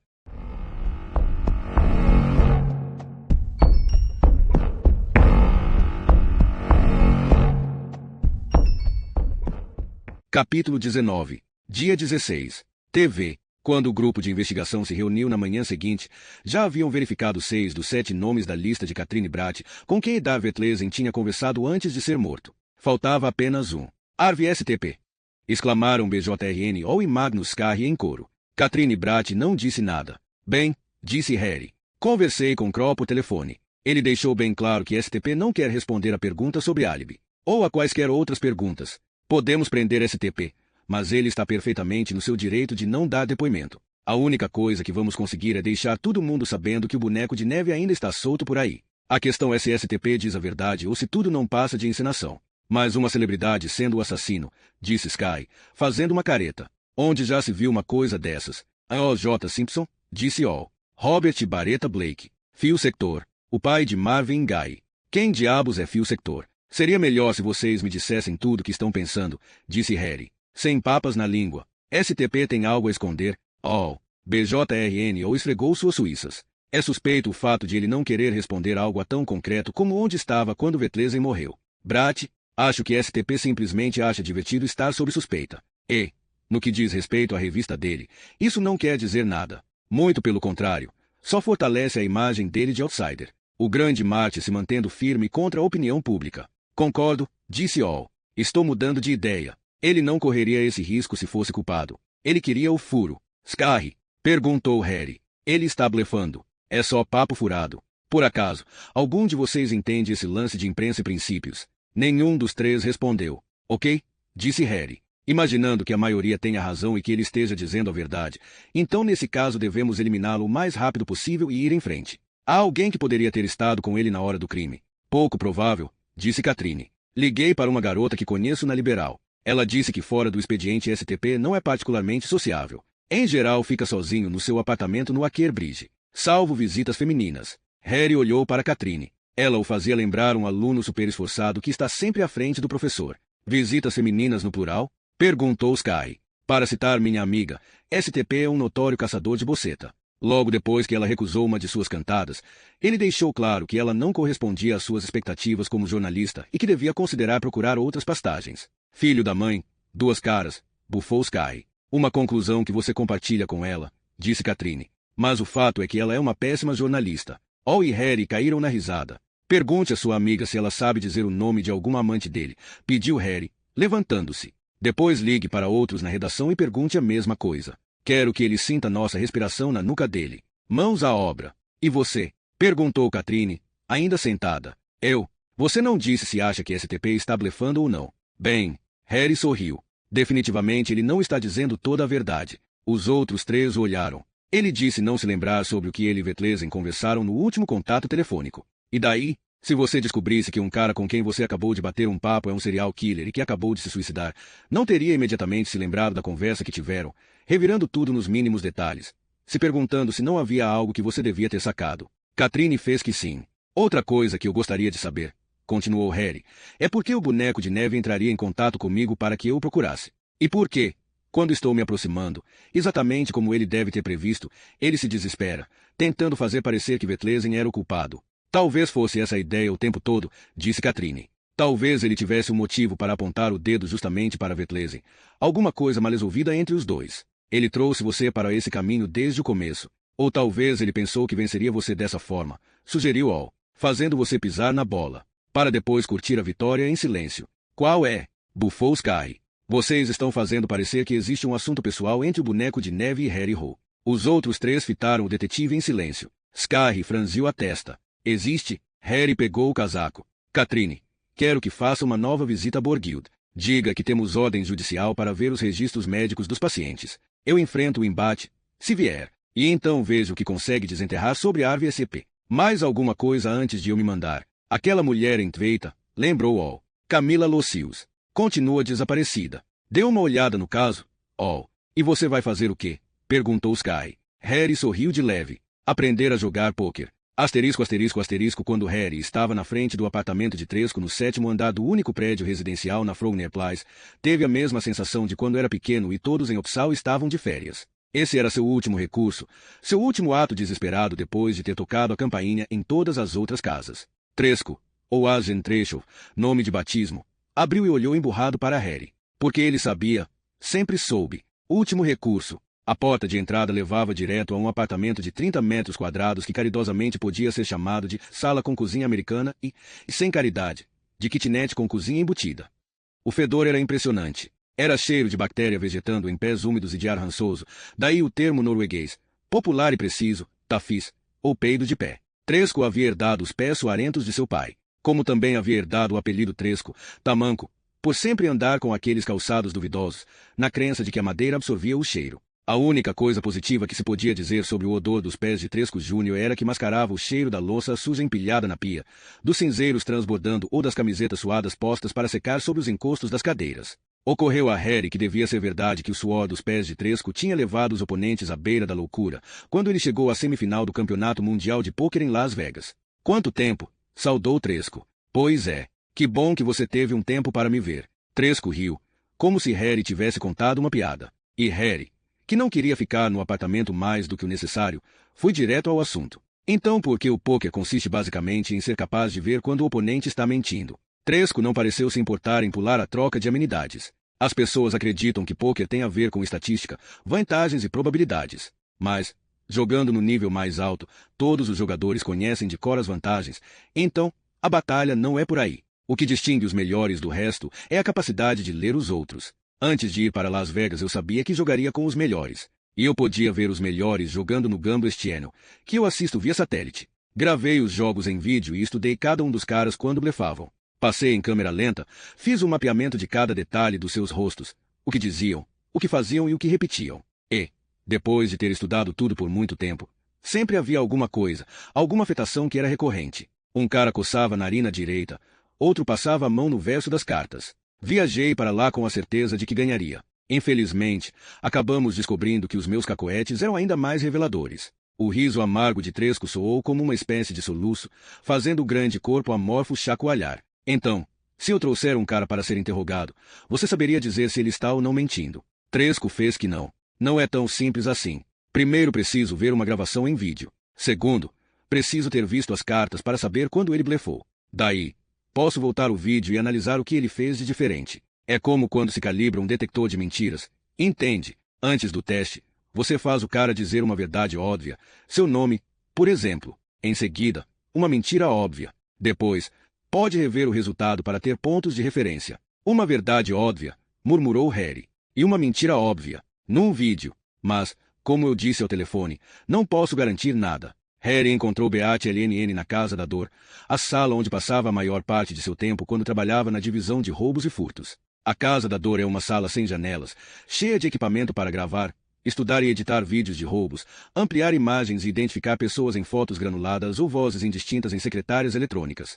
Mas agora ela chefiava a perícia técnica em BRYN e estava de licença maternidade. As máquinas uniam, e o calor seco que emanava delas havia criado áreas cor-de-rosa na pele quase transparente de sua bochecha. Olá, saudou Harry, deixando a porta de ferro se fechar atrás de si. A mulher baixinha e delicada se levantou, e eles se abraçaram, os dois meio constrangidos. Você está magro, comentou ela. Harry deu de ombros. Como estão as coisas? Granger dorme na hora certa, come o que deve comer e quase nunca chora. Ela sorriu. E para mim é só o que importa agora. Ele pensou que devia dizer alguma coisa sobre Alvorsen, para mostrar que não havia esquecido, mas as palavras certas não vieram. E, como se ela entendesse, perguntou como ele estava. Bem, respondeu, deixando-se cair numa cadeira. Mais ou menos. Péssimo. Depende de quando pergunta. E hoje? Ela se voltou para o monitor de TV, apertou um botão, e pessoas na tela correram de frente para trás até a entrada do shopping de Soro. Estou paranoico,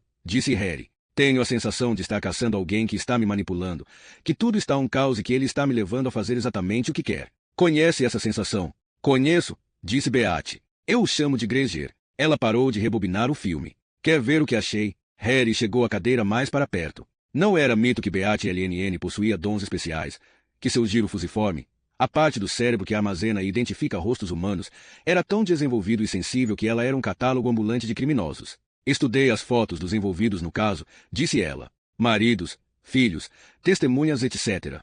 Pois os nossos velhos conhecidos eu conheço bem demais. Ela movia as imagens uma por uma. Ali, disse Beate, apontando. A foto congelou e saltou da tela, mostrando uma seleção de pessoas granuladas em preto e branco e fora de foco. Onde? Perguntou Harry, como sempre sentindo-se burro ao estudar rostos ao lado de Beate LNN. Ali. É a mesma pessoa desta foto aqui. Ela tirou uma foto da pasta. Pode ser essa pessoa que está atrás de você, Harry. Harry olhou para a foto, surpreso. Em seguida, fez um longo sim com a cabeça e pegou o telefone. Katrine Bratt atendeu em 2 segundos. Pegue um casaco e me encontre na garagem, disse Harry. Vamos passear de carro. Harry pegou a Uranienborgheim e a Majostuveen para evitar os sinais na Bonstadveien. Ela tem certeza absoluta de que era ele? Perguntou Katrine. A qualidade da imagem das câmeras de segurança. Acredite em mim, disse Harry. Se Beate LNN diz que é ele, é ele. Ligue para o departamento de inquérito e pegue o telefone da casa dele. Gravei no celular, disse Katrine, pegando o aparelho. Gravou? Harry olhou para ela. Você faz isso com todas as pessoas nos casos em que trabalha? Claro. Coloco todas num grupo. E depois o apago quando o caso é solucionado. Devia tentar. É realmente uma ótima sensação na hora de apertar apagar.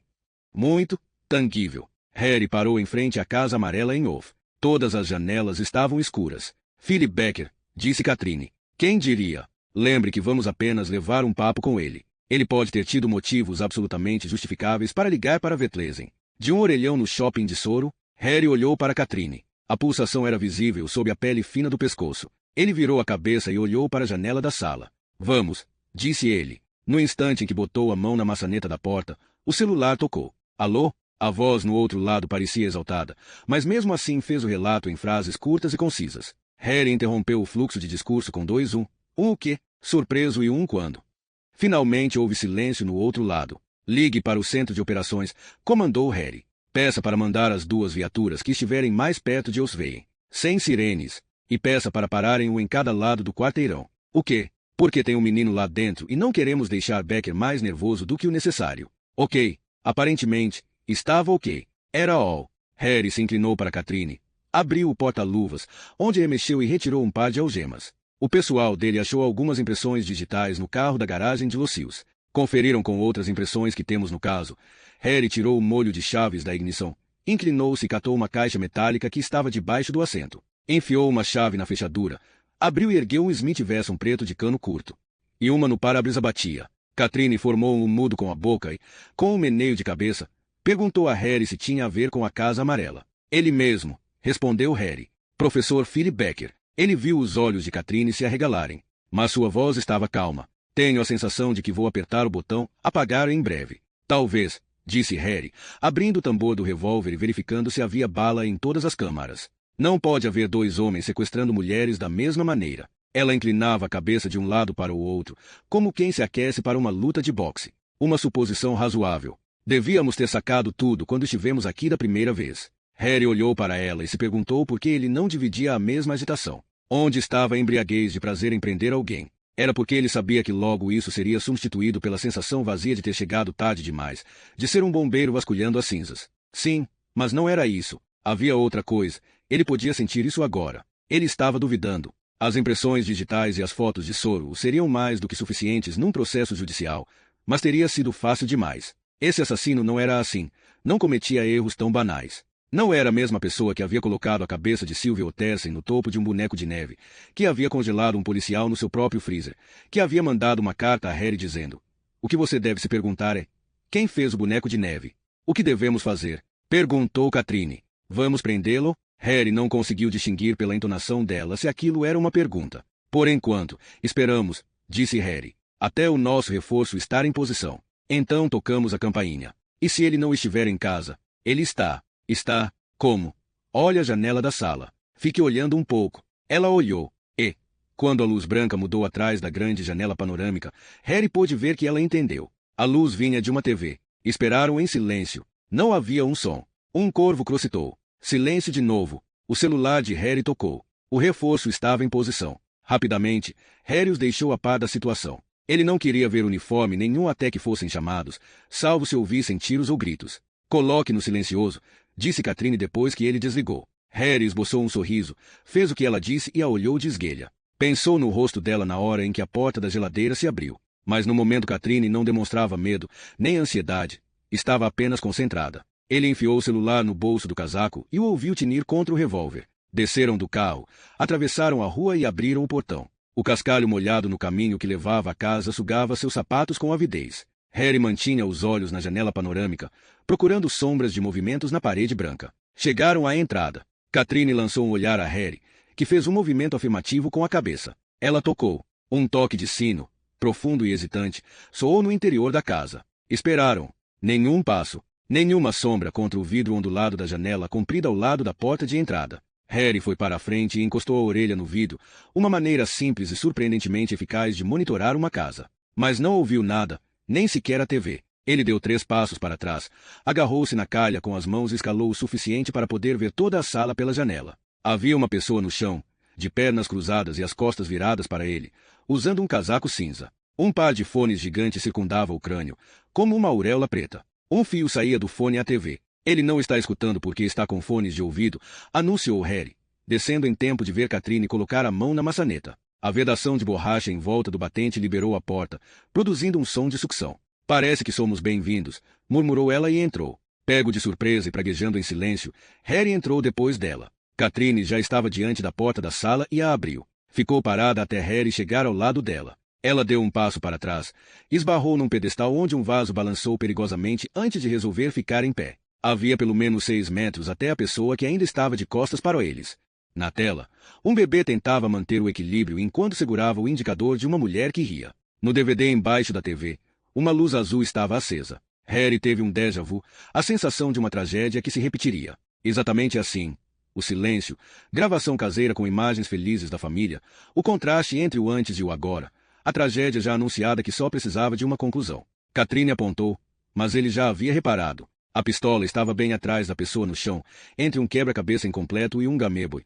E parecia uma arma de brinquedo. Uma Glock 21, imaginou Harry, sentindo-se enjoado quando seu corpo reagiu e mais adrenalina entrou em sua corrente sanguínea. Eles tinham 2 escolhas. Ficar ali próximos à porta, gritar o nome de Becker e arcar com as consequências de confrontar um homem armado. Ou desarmá-lo antes que ele os descobrisse. Harry pôs a mão no ombro de Catherine e a empurrou para trás de si, visualizando quanto tempo Becker levaria até se virar, pegar a pistola, apontar e atirar. 4 passos largos seriam suficientes, e não havia luz atrás de Harry que pudesse fazer sombra nem luz demais na tela para que seu reflexo aparecesse nela. Harry respirou fundo e se pôs em movimento. Colocou o pé no assoalho com o máximo de cautela. A figura não se mexeu. Ele estava no meio do segundo passo quando ouviu o estrondo atrás de si, e soube instintivamente que era o vaso. Viu a figura rodopiar, e percebeu a expressão apreensiva de Philip Becker. Harry congelou, e os dois se encararam. A tela da TV atrás de Becker ficou preta. Sua boca se abriu como se quisesse dizer alguma coisa. O branco dos olhos dele tinham rios vermelhos,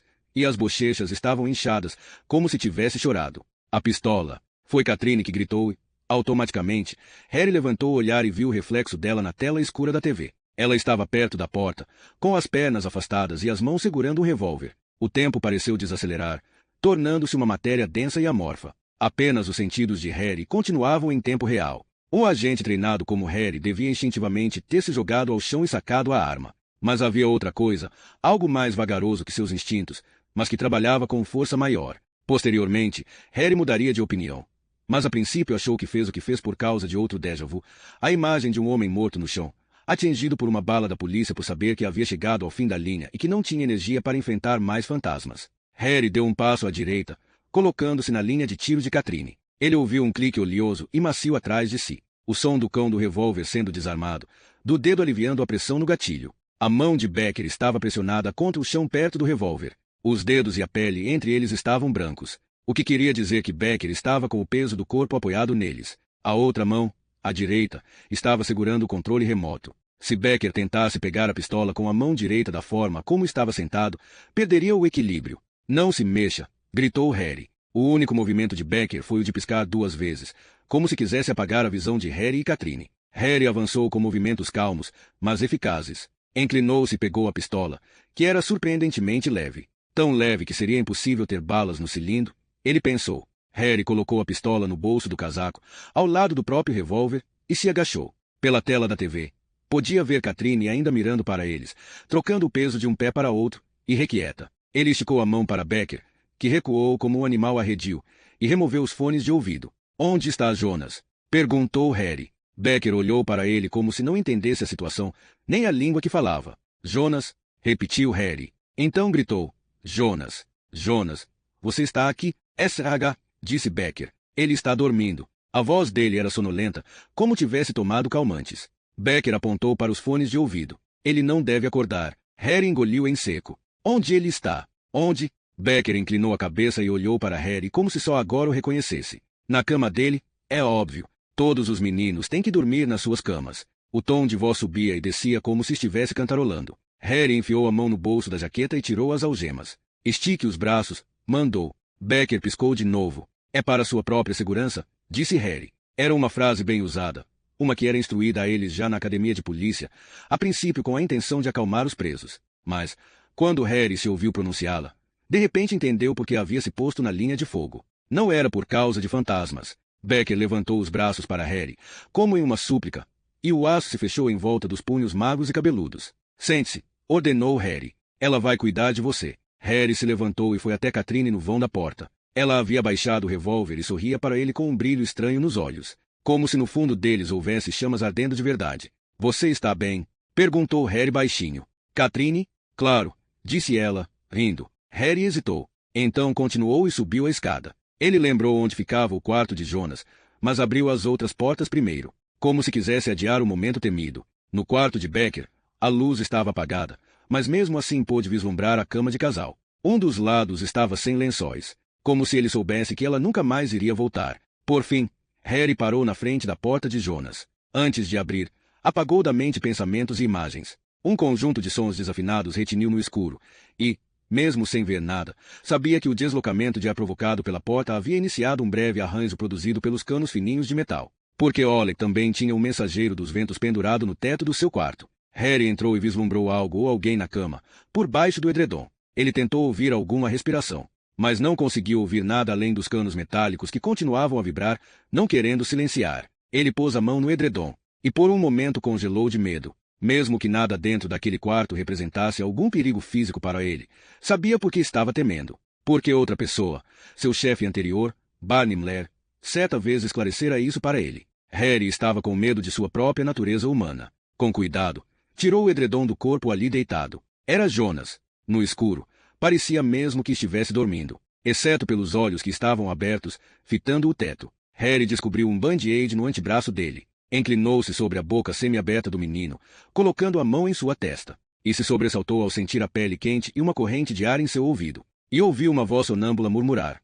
Mamãe? Harry estava totalmente despreparado para sua própria reação. Talvez porque estivesse pensando em Oleg, ou talvez porque estivesse pensando em si mesmo quando, uma vez, ainda garoto, acordou, acreditando que ela ainda estava viva e rompeu no quarto dos pais em Upsal, onde viu a cama de casal com o edredom retirado em um dos lados. Seja como for, Harry não conseguiu conter as lágrimas que de repente brotaram em seus olhos, inundando-os de modo que a imagem do rosto de Jonas virou um borrão à sua frente. As lágrimas desceram pelo rosto, deixando listras quentes sobre a pele antes de encontrarem sulcos que as levassem até os cantos da boca, onde Harry pôde sentir o sabor salgado de si mesmo.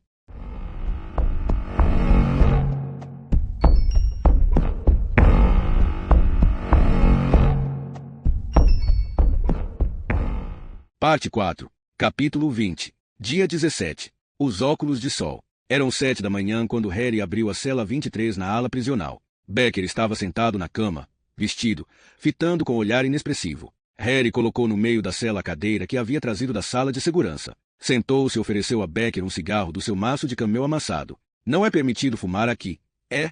Perguntou Becker. Se eu estivesse aqui aguardando prisão perpétua, acho que correria o risco, disse Harry. Becker apenas olhou para Harry. Vamos, disse Harry. Você não vai encontrar um lugar melhor para fumar escondido. O professor esboçou um sorriso e pegou o cigarro saindo do maço. Jonas está bem, tendo em vista as circunstâncias, disse Harry, pegando o isqueiro. Conversei com os Bendixen e eles aceitaram ficar com ele por alguns dias. Tive que brigar um pouco com os agentes da proteção à infância, mas eles acabaram aceitando. E ainda não informamos a imprensa sobre a prisão. Por que não? Perguntou Becker, inalando com cuidado sobre a chama do isqueiro. Vou voltar a esse ponto, mas espero que entenda que, se você não cooperar, não vou poder continuar mantendo o segredo. Aham, você é o policial bonzinho. E quem me interrogou ontem foi o policial mau, certo? Correto, Becker. Sou o policial bonzinho. E gostaria de fazer algumas perguntas extraoficiais. O que você me contar não poderá nem será usado contra você. Ok? Becker deu de ombros. Spen Lepsvik, que o interrogou ontem, acha que você está mentindo, começou Harry, soprando fumaça azul em direção ao detector de fumaça no teto. Sobre o quê? Sobre você só ter falado com Camila Locius na garagem e depois ter ido embora. É a verdade. O que ele está pensando? O que ele mesmo disse a você ontem à noite? Que você a sequestrou, matou e escondeu o corpo. Isso é loucura, exclamou Becker. Nós só conversamos e foi tudo. Essa é a verdade. Por que você se nega a nos contar sobre o que falaram? É um assunto particular, já disse. E você admite ter ligado para Ida Vetlesen no dia em que ele foi encontrado morto, mas também considera o assunto particular. Presumo. Becker olhou ao redor, como se achasse que devia ter um cinzeiro em algum lugar. Escute, eu não fiz nada de ilegal, mas não quero responder a mais nenhuma pergunta sem a presença do meu advogado. E ele só vem mais tarde hoje. Ontem à noite oferecemos um advogado que poderia ter vindo na hora. Quero um advogado decente, não um daqueles funcionários públicos. Não está na hora de você me dizer porque acha que eu fiz algo com a tal mulher de Locius. Harry estranhou a formulação, a tal mulher de Locius. Se ela está desaparecida, vocês deveriam prender Eric Locius, continuou Becker. O culpado não é sempre o marido. É, respondeu Harry. Mas ele tem um álibi. Estava no trabalho no período em que ela desapareceu. O motivo de você estar aqui é acharmos que você é o boneco de neve. A boca de Becker se entreabriu e ele piscou como havia feito na sala de estar em Oswey na noite anterior. Harry apontou para a fumaça espiralando ao sair do cigarro entre os dedos de Becker. Você precisa inalar um pouco para não acionarmos o alarme de incêndio. O boneco de neve! Exclamou Becker. Ele era Vetlesen. Não? Não, respondeu Harry. Já sabemos que não. Becker piscou mais 2 vezes antes de cair na gargalhada, tão seca e amarga que mais parecia uma tosse. Então é por isso que vocês não deixaram vazar para a imprensa. Para eles não ficarem sabendo que vocês fizeram papel de bobos. E, enquanto isso, estão desesperados tentando encontrar o verdadeiro boneco de neve. Ou um possível boneco de neve. Correto, disse Harry, dando um trago. E por ora esse homem é você. Por ora, pensei que o seu papel fosse o de me convencer de que já sabem tudo, para que eu confesse logo de uma vez. Mas eu não sei tudo, disse Harry. Becker cerrou um olho. Isso é um truque? Harry deu de ombros. É só uma intuição. Preciso que você me convença de que é inocente. O breve interrogatório só fortaleceu a impressão de que você é um homem com muito a esconder. Eu não tinha nada para esconder. Quero dizer, não tenho nada para esconder. Só não vejo motivo para contar a vocês um assunto particular.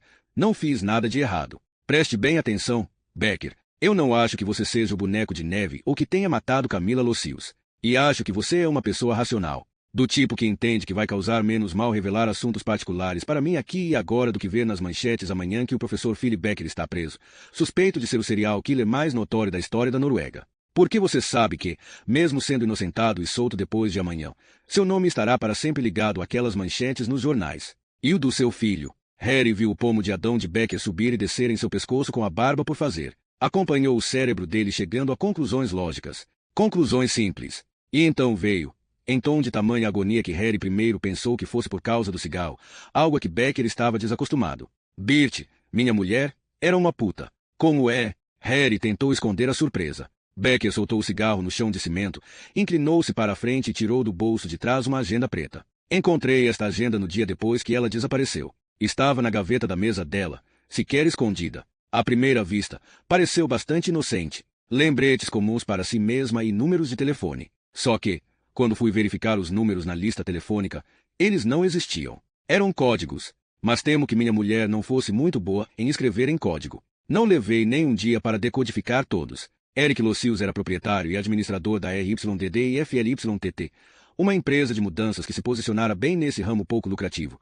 Com a ajuda de preços tabelados, marketing agressivo, força de trabalho estrangeira barata e contratos exigindo pagamento em espécie assim que a mudança estivesse no caminhão, isto é, antes de ser levada para o local do destino. Ele nunca havia perdido dinheiro com um cliente sequer, porque, entre outras coisas que constavam em letras minúsculas no contrato, havia uma cláusula informando que qualquer reclamação quanto a eventuais danos e roubos deveria ser entregue dentro de 2 dias. Na prática, isso fazia com que 90% das reclamações relativamente numerosas chegassem tarde demais, podendo assim ser recusadas. Quanto aos 10% restantes, Eric Locius desenvolvera uma rotina de se fazer inacessível ou de atrasar o trâmite normal de forma tão exaustiva que mesmo pessoas que perderam uma TV de plasma ou que tiveram um piano danificado durante a mudança acabavam desistindo. Eric Locius começara no ramo quando bem jovem, trabalhando para o antigo dono da EYDD e FLYTT. Ele era um amigo do pai de Eric, que foi quem conseguirá uma vaga para o filho. O garoto é agitado demais para ir à escola e esperto demais para ser malandro, dissera o pai ao dono.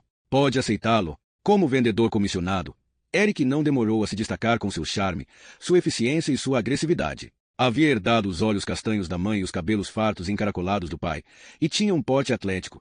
As mulheres, em particular, desistiam de buscar orçamentos com outras empresas, assinando na hora. Era esperto e bom de cálculos e tática nas raras ocasiões em que recebiam pedidos para apresentar orçamentos para serviços maiores. O preço era baixo, e a taxa de perda ou risco de danos, alta. Após 5 anos, a empresa havia lucrado de modo substancial, e Eric se tornou o braço direito do dono na maior parte do negócio. Porém, durante uma mudança relativamente simples logo antes do Natal, levar uma mesa para o novo escritório de Eric no andar de cima ao lado do chefe. O dono teve um infarto e caiu morto. Nos dias seguintes, Eric confortou a viúva da melhor maneira que sabia, e ele sabia muito bem como fazê-lo. E uma semana depois do enterro concordaram quanto à transferência de uma soma praticamente simbólica, refletindo que Eric havia destacado como um pequeno negócio num ramo pouco lucrativo, de alto risco e cujas margens de lucro eram inexistentes. Contudo, ele assegurou à viúva que a coisa mais importante para ele era ter alguém dando continuidade à obra da vida do seu marido. Uma lágrima tinha brilhado nos seus olhos castanhos ao dizê-lo, e ela havia colocado uma mão trêmula por cima da dele, dizendo que Eric devia visitá-la pessoalmente para mantê-la informada. Assim, Eric Locius se tornou o dono da RYDD e FLYTT, e a primeira coisa que fez foi jogar todas as reclamações de perdas e danos no lixo, reescrever os contratos e enviar mala direta para todas as casas na rica zona oeste de Oslo, onde os moradores se mudavam com mais frequência e eram mais informados em relação aos preços. Quando Eric Locius completou 30 anos, tinha dinheiro bastante para comprar 2 BMW, uma casa de campo ao norte de Cannes e uma casa de 500 metros quadrados em algum lugar em Tveita, onde prédios altos como aqueles onde havia crescido não bloqueavam o sol. Resumindo, tinha dinheiro suficiente para Camilla Sandén. Camilla vinha de uma família aristocrata falida do ramo de confecções da zona oeste, de Blumenau, uma área tão desconhecida para o filho do trabalhador quanto as garrafas de vinho francês que agora estavam em seu porão, empilhadas. Mas, quando ele entrou no casarão do Sandén e viu todas as coisas que deveriam ser transportadas, descobriu que ele ainda não tinha e que, por isso mesmo, ainda precisava ter classe, estilo, um passado esplendoroso e uma superioridade natural que as boas maneiras e os sorrisos apenas ajudavam a reforçar. E tudo isso estava personificado na filha Camilla, que se encontrava sentada no balcão olhando o fiord de Oslo através de grandes óculos de sol que, pelo que Eric sabia, podiam ter sido comprados na loja de conveniência mais próxima, mas que nela se tornavam Gucci, Dolce & Gabbana ou seja lá qual fosse a marca. Agora sabia o nome de todas as outras grifes. Salvo 2 pinturas que seriam vendidas, Eric fez a mudança de todos os objetos do Sandén para uma casa menor no endereço menos elegante, e nunca recebeu nenhuma notificação de perda da única coisa que roubou da mudança. Nem quando Camilla Locius, como noiva, estava na frente da igreja de Tveita, tendo os arranha-céus como silenciosas testemunhas, os pais dela não deram um pio sequer que desaprovasse a escolha da filha. Talvez porque viram que Eric e Camilla de certo modo se complementavam. A ele faltava estilo, e a ela, dinheiro. Eric tratava Camilla como uma princesa, e ela o deixava fazê-lo. Ele dava a ela o que quer que desejasse, deixando-a em paz no quarto quando quisesse, e não pedia nada, exceto que se arrumasse quando saíam ou convidavam os chamados casais de amigos, isto é, os amigos de infância de Eric, para jantar. Às vezes, ela se perguntava se ele realmente a amava, e aos poucos começou a desenvolver uma profunda afeição pelo rapaz ambicioso e batalhador da zona leste de Oslo. Eric, por sua vez, estava felicíssimo. Soube desde o começo que Camila não era do tipo sangue quente. E, de fato, essa era uma das coisas que, aos seus olhos, a colocava em uma esfera diferente e mais elevada que as mulheres com quem estava habituado. De qualquer maneira, ele satisfazia suas necessidades físicas através do contato próximo com os clientes. Eric chegará à conclusão de que devia haver algo na natureza das mudanças que deixava as pessoas sentimentais, angustiadas e abertas a novas experiências. Seja como for, ele transava com mulheres solteiras, separadas, juntadas e casadas em cima de mesas de jantar, em lances de escada, em colchões embrulhados em plástico e assoalhos recém-limpos, em meio a caixas de papelão e paredes desnudas que ecoavam. Enquanto pensava no próximo presente que compraria para Camila. A parte genial do arranjo era que ele certamente nunca veria essas mulheres novamente. Elas iam se mudar e desaparecer. E era o que faziam, exceto uma. Birte Olsen tinha cabelos escuros, era linda e tinha um corpo tipo Pentose. Era mais nova que ele, e sua voz aguda, as frases formuladas nesse tom, fazia com que parecesse ainda mais jovem. Estava no segundo mês de gestação e ia se mudar para mais perto do centro, saindo do mesmo bairro onde ele morava, Tveita, para Olsveien, com o futuro pai da criança, um cara da zona oeste com quem ia se casar. Essa era uma situação com a qual Eric Lossius podia se identificar. E, depois de pegá-la nua numa frágil cadeira de madeira no meio da sala, ele entendeu que aquele era um sexo sem o qual não podia ficar. Resumindo, Eric Lossius havia encontrado seu semelhante. Isso mesmo, pois pensava nela como homem. Um homem que não fingia querer nada além do que ele mesmo queria, foder até estourar os miolos do outro. E, de certa forma, conseguiram. Então começaram a se encontrar em apartamentos vazios onde havia mudança saindo ou chegando, pelo menos uma vez por mês e sempre com certo risco de serem descobertos. Eram rápidos, eficazes, e seus rituais eram fixos e invariáveis. Mesmo assim, Eric Lossius ansiava por esses encontros como uma criança esperando o Natal, ou seja, com uma expectativa genuína e descomplicada, reforçada apenas pela certeza de que tudo seria igual, que as expectativas dos dois seriam plenamente satisfeitas. Viviam vidas paralelas, em realidades paralelas, o que parecia servir a ela tão bem quanto a ele. E assim continuaram a se encontrar, interrompidos apenas pelo parto, que, felizmente, foi cesariano, por umas férias prolongadas e por uma DST inocente cuja origem ele não podia, nem queria, tentar encontrar. E agora, 10 anos haviam se passado, e na frente de Eric Lossius, sentado numa caixa de papelão num apartamento meio vazio em Torshof, um cara alto de cabeça raspada e voz de cortador de grama lhe perguntava se ele conhecia Bert Becker. Eric Lossius engoliu em seco. O cara havia se apresentado como Harry Hall, inspetor da divisão de homicídios, mas parecia mais com um dos seus homens de mudança do que com um investigador de qualquer coisa. Os policiais com quem Eric estivera em contato depois de registrar o desaparecimento de Camila eram da divisão de pessoas desaparecidas. Mas, quando o cara havia mostrado sua identificação, a primeira coisa que Eric pensou foi que ele tinha vindo trazer notícias sobre Camila. E, como o policial na frente dele não havia ligado antes, mas sim rastreado Eric até ali, ele receava que fossem más notícias. Por isso, tinha mandado o pessoal da mudança sair, convidado o inspetor a sentar-se enquanto encontrava um cigarro e tentava se preparar para o que viria. Então, perguntou o inspetor. Bert Becker, repetiu Eric Lossius, tentando acender o cigarro e ao mesmo tempo pensar rápido. Não conseguiu nem uma coisa nem outra. Cristo, nem pensar devagar ele conseguia. Entendo que precisa se recompor, disse o inspetor, pegando seu próprio maço de cigarros. O tempo de que precisar. Eric ficou observando o inspetor acender um camel e deu um salto, quando este lhe estendeu a mão com o isqueiro ainda aceso. Obrigado, murmurou Eric, inalando com tanta força que o tabaco estalou. A fumaça encheu seus pulmões, como se a nicotina tivesse sido injetada em sua corrente sanguínea, dissolvendo quaisquer bloqueios. Ele já havia imaginado que isso, mais cedo ou mais tarde, fosse acontecer. De uma forma ou de outra, a polícia encontraria uma ligação entre ele e Bert e viria com perguntas. Mas na ocasião só havia pensado em como manter isso escondido de Camila. Agora tudo era diferente. Na verdade, a partir deste momento. Porque até este instante ele não havia compreendido que a polícia poderia pensar que havia uma conexão entre os dois desaparecimentos. O marido de Bert, Philip Becker, encontrou uma agenda em que Bert havia anotado uma espécie de código, facilmente decifrável, declarou o policial. Eram números de telefones, datas e pequenas mensagens, deixando pouca dúvida de que Bert teve contato regular com outros homens.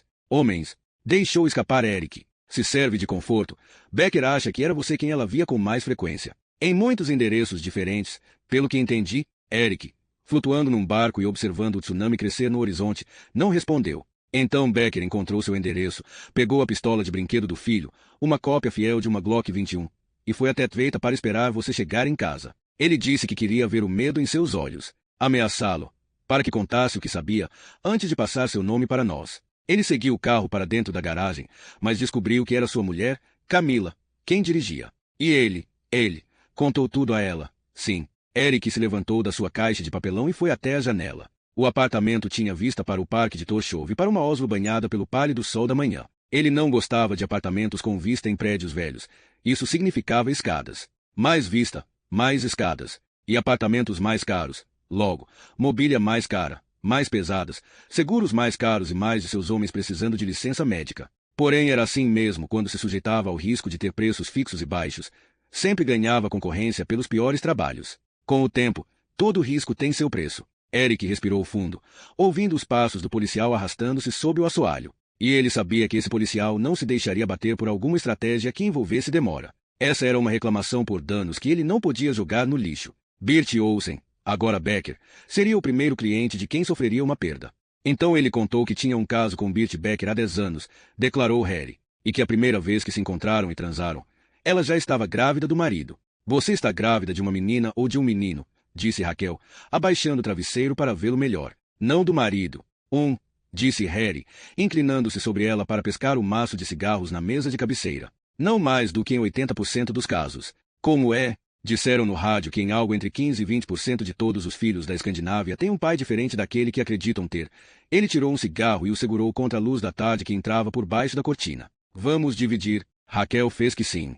Ela não fumava, mas era uma coisa que eles sempre fizeram depois de transar, compartilhar aquele único cigarro. A primeira vez que Raquel pediu para experimentar o cigarro de Harry, disse que era para sentir a mesma coisa que ele, para estar envenenada e estimulada como ele, chegar o mais perto possível dele. E Harry havia se lembrado de todas as garotas viciadas que conhecera, que haviam colocado a primeira seringa pela mesma razão idiota, e recusará. Mas ela o convencera, e com o tempo aquilo havia se tornado um ritual. Depois de fazerem amor bem devagar, prolongando a relação, o cigarro era como uma extensão desse ato. Em outras vezes, era como fumar um cachimbo da paz após uma briga. Mas ele tinha um álibi para a noite inteira em que Bert desapareceu, disse Harry. Uma noite com os amigos em Tveita que começou às 6 e durou a noite toda. Pelo menos 10 testemunhas, a maioria bêbada, é claro, mas ninguém pôde ir embora antes das 6 da manhã. Por que manter em segredo que Vetlesen não é o boneco de neve? Enquanto o verdadeiro assassino pensar que achamos ter pegado o criminoso, esperamos que ele fique quieto, sem cometer mais nenhum crime. E ele não vai ficar tão alerta se acreditar que a busca está encerrada. Enquanto isso podemos nos aproximar dele com calma e da nossa maneira. Estou ouvindo ironia? Talvez, respondeu Harry, passando o cigarro. Não acredita muito nisso, não é? Acredito que meus superiores têm várias razões para não revelar que Vetlesen não era nosso homem. O superintendente e Hagen conduziram a coletiva de imprensa no momento em que se parabenizavam pelo caso solucionado. Raquel suspirou. E mesmo assim, às vezes sinto falta da sede da polícia. Raquel olhou para o cigarro. Você já foi infiel, Harry? Defina infiel. Fez sexo com alguém que não fosse sua namorada. Já. Enquanto estava comigo, você sabe que eu não posso saber com certeza. Ok?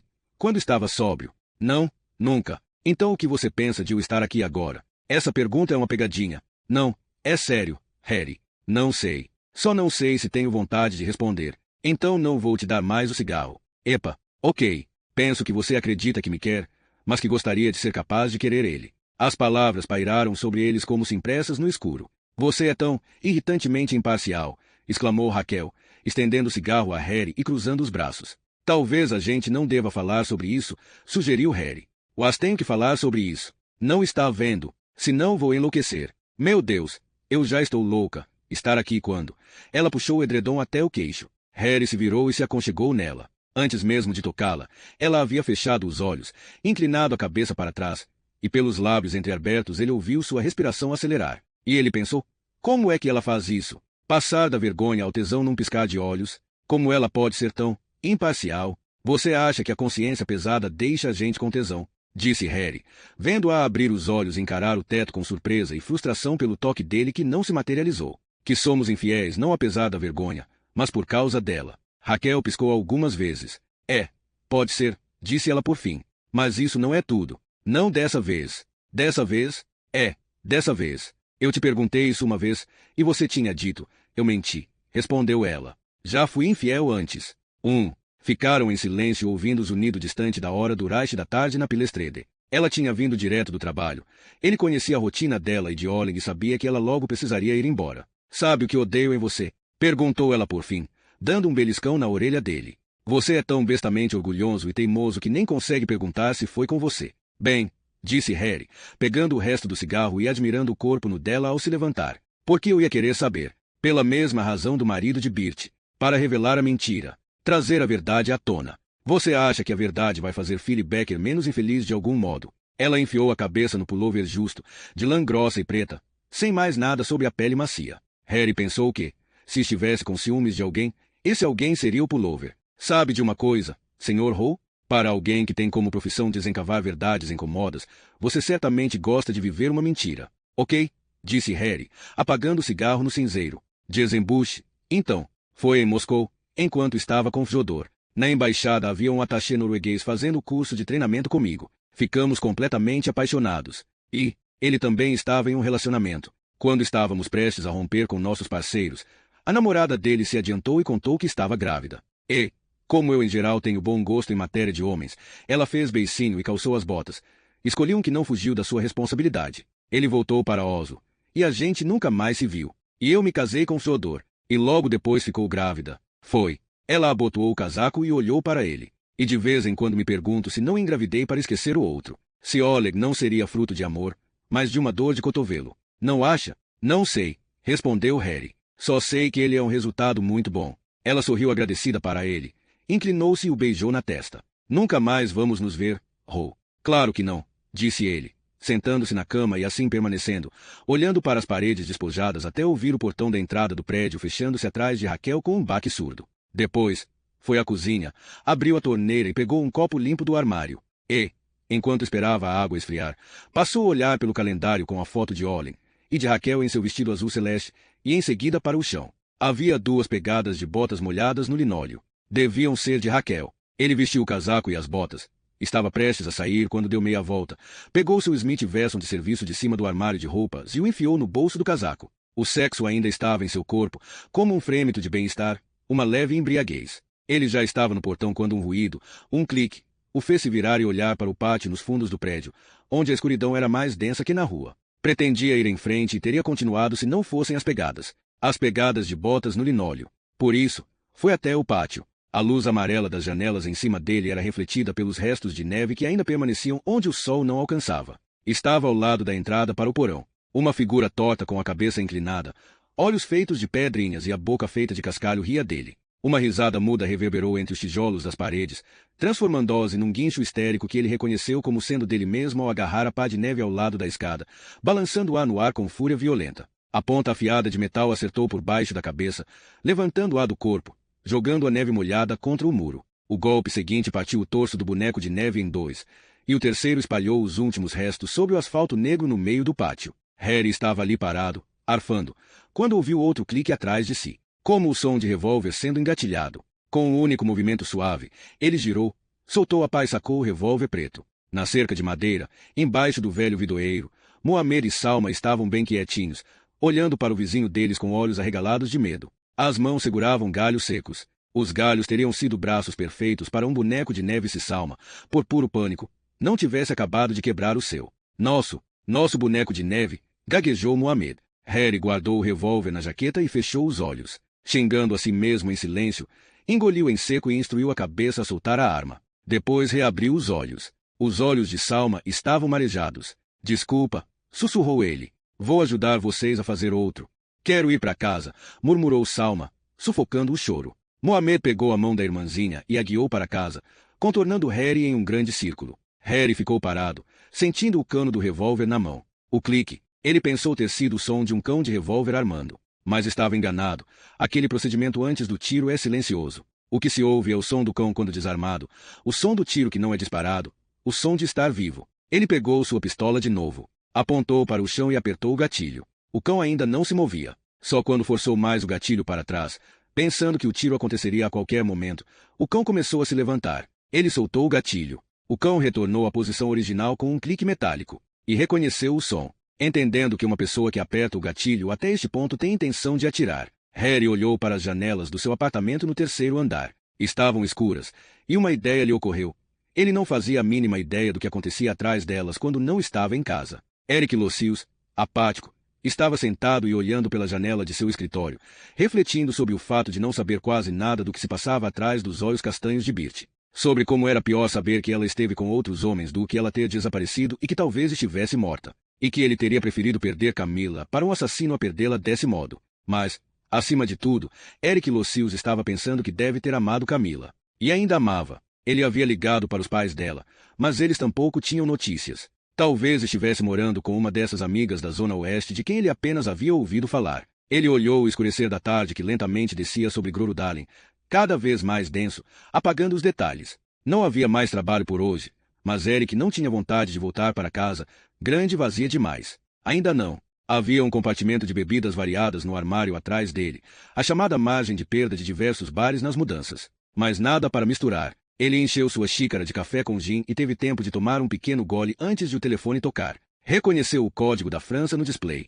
O número não estava na lista de reclamações, por isso atendeu. Ele soube que era sua esposa pelo som da respiração, antes que ela pronunciasse uma palavra sequer. Onde você está? Perguntou ele. Onde você acha? A voz dela parecia vir de muito longe. E de onde você está ligando? Do Casper. Era o café a 3 quilômetros da sua casa de campo. Camila, você está sendo procurada pela polícia. Estou? Pela voz. Parecia que ela estava cochilando numa espreguiçadeira, entediada, mostrando apenas um pouquinho de interesse, com aquela indiferença educada e distante pela qual ele havia se apaixonado anos atrás, no terraço em Blumenau. Começou ele, mas se deteve. O que podia dizer? Achei correto ligar para você antes do nosso advogado, disse ela. Nosso advogado? Da minha família, explicou. Um dos melhores nesse tipo de caso, receio. Ele vai solicitar imediatamente uma partilha meio a meio de todos os bens e dinheiro. Vamos pedir a casa e vamos consegui-la, mesmo que eu não esconda o fato de que pretendo vendê-la. Não precisava nem dizer, ele pensou. Vou voltar daqui a 5 dias. Presumo que até lá você já tenha se mudado. É um tempo muito curto, declarou ele. Mas você vai conseguir. Ouvi dizer que ninguém faz um serviço mais rápido e barato que a EYDD e FLYTT. Ela disse a última parte com um desdém que o fez se encolher. Do mesmo modo que ele havia se encolhido desde a conversa com o inspetor Rowe. Ele era um cobertor lavado em água quente demais, tinha se tornado pequeno demais para ela, inútil, e com a mesma certeza de que, neste instante, a amava mais do que nunca, ele também sabia que a havia perdido para sempre, não haveria reconciliação. E depois que ela desligara, ele imaginou Camila observando o pôr do sol na Riviera Francesa, com óculos de sol comprados por 20 euros, mas que nela pareciam Gucci ou Dolce Gabbana ou... Ele já se esquecera os nomes das outras marcas. Harry subiu as colinas altas na zona oeste da cidade. Deixou o carro no estacionamento grande e vazio do ginásio e continuou a pé até a pista de esqui de Holmenkollen. Lá, ficou no mirante ao lado da rampa de esqui, onde ele e alguns turistas fora da estação olhavam por sob as tribunas vazias nos dois lados da rampa para o lago lá embaixo, que era drenado no inverno, e para a cidade que se esparramava em direção ao fiord. Uma vista da perspectiva. Não tinham evidências concretas. O boneco de neve esteve tão perto. A sensação era de que teria bastado esticar a mão para tocá-lo. Mas em seguida ele havia escorregado das mãos, ficando fora de alcance, como um astuto boxeador profissional. O inspetor sentia-se velho, pesado e desajeitado. Um dos turistas estava olhando para ele. O peso do revólver puxava o casaco um pouco para baixo no lado direito. E os corpos? Onde diabos estavam os corpos? Até corpos enterrados reaparecem. Ele estava usando ácido. Harry pressentiu os primeiros sintomas da resignação. Não, isso não. No curso do FBI haviam estudado casos que levaram mais de 10 anos até que o criminoso fosse pego. Em geral, parecia que o caso era solucionado apenas por um único detalhe casual. Mas o fator decisivo era que nunca haviam desistido. Tinham lutado todos os 15 rounds. E, se o oponente ainda continuasse de pé, gritavam por revanche. O escuro da tarde crescia na cidade embaixo dele, enquanto as luzes ao redor se acendiam aos poucos. Eles tinham de começar a procurar onde havia luz. Era uma regra de trabalho banal, mas importante. Comece por onde tiver pistas. Nesse caso, significava começar com a pessoa menos provável possível, com a pior e mais maluca ideia que já teve. Harry suspirou, pegou o celular e procurou na lista de chamadas realizadas. Não havia muitas, por isso ainda estava ali, a conversa curtíssima no Hotel Leon. Ele digitou OK no Ligue para. Oda Paulsen, do programa Boss, atendeu imediatamente, com a voz alegre e animada de uma pessoa que via todas as ligações recebidas como uma oportunidade nova e interessante. E, dessa vez, de algum modo, estava certa.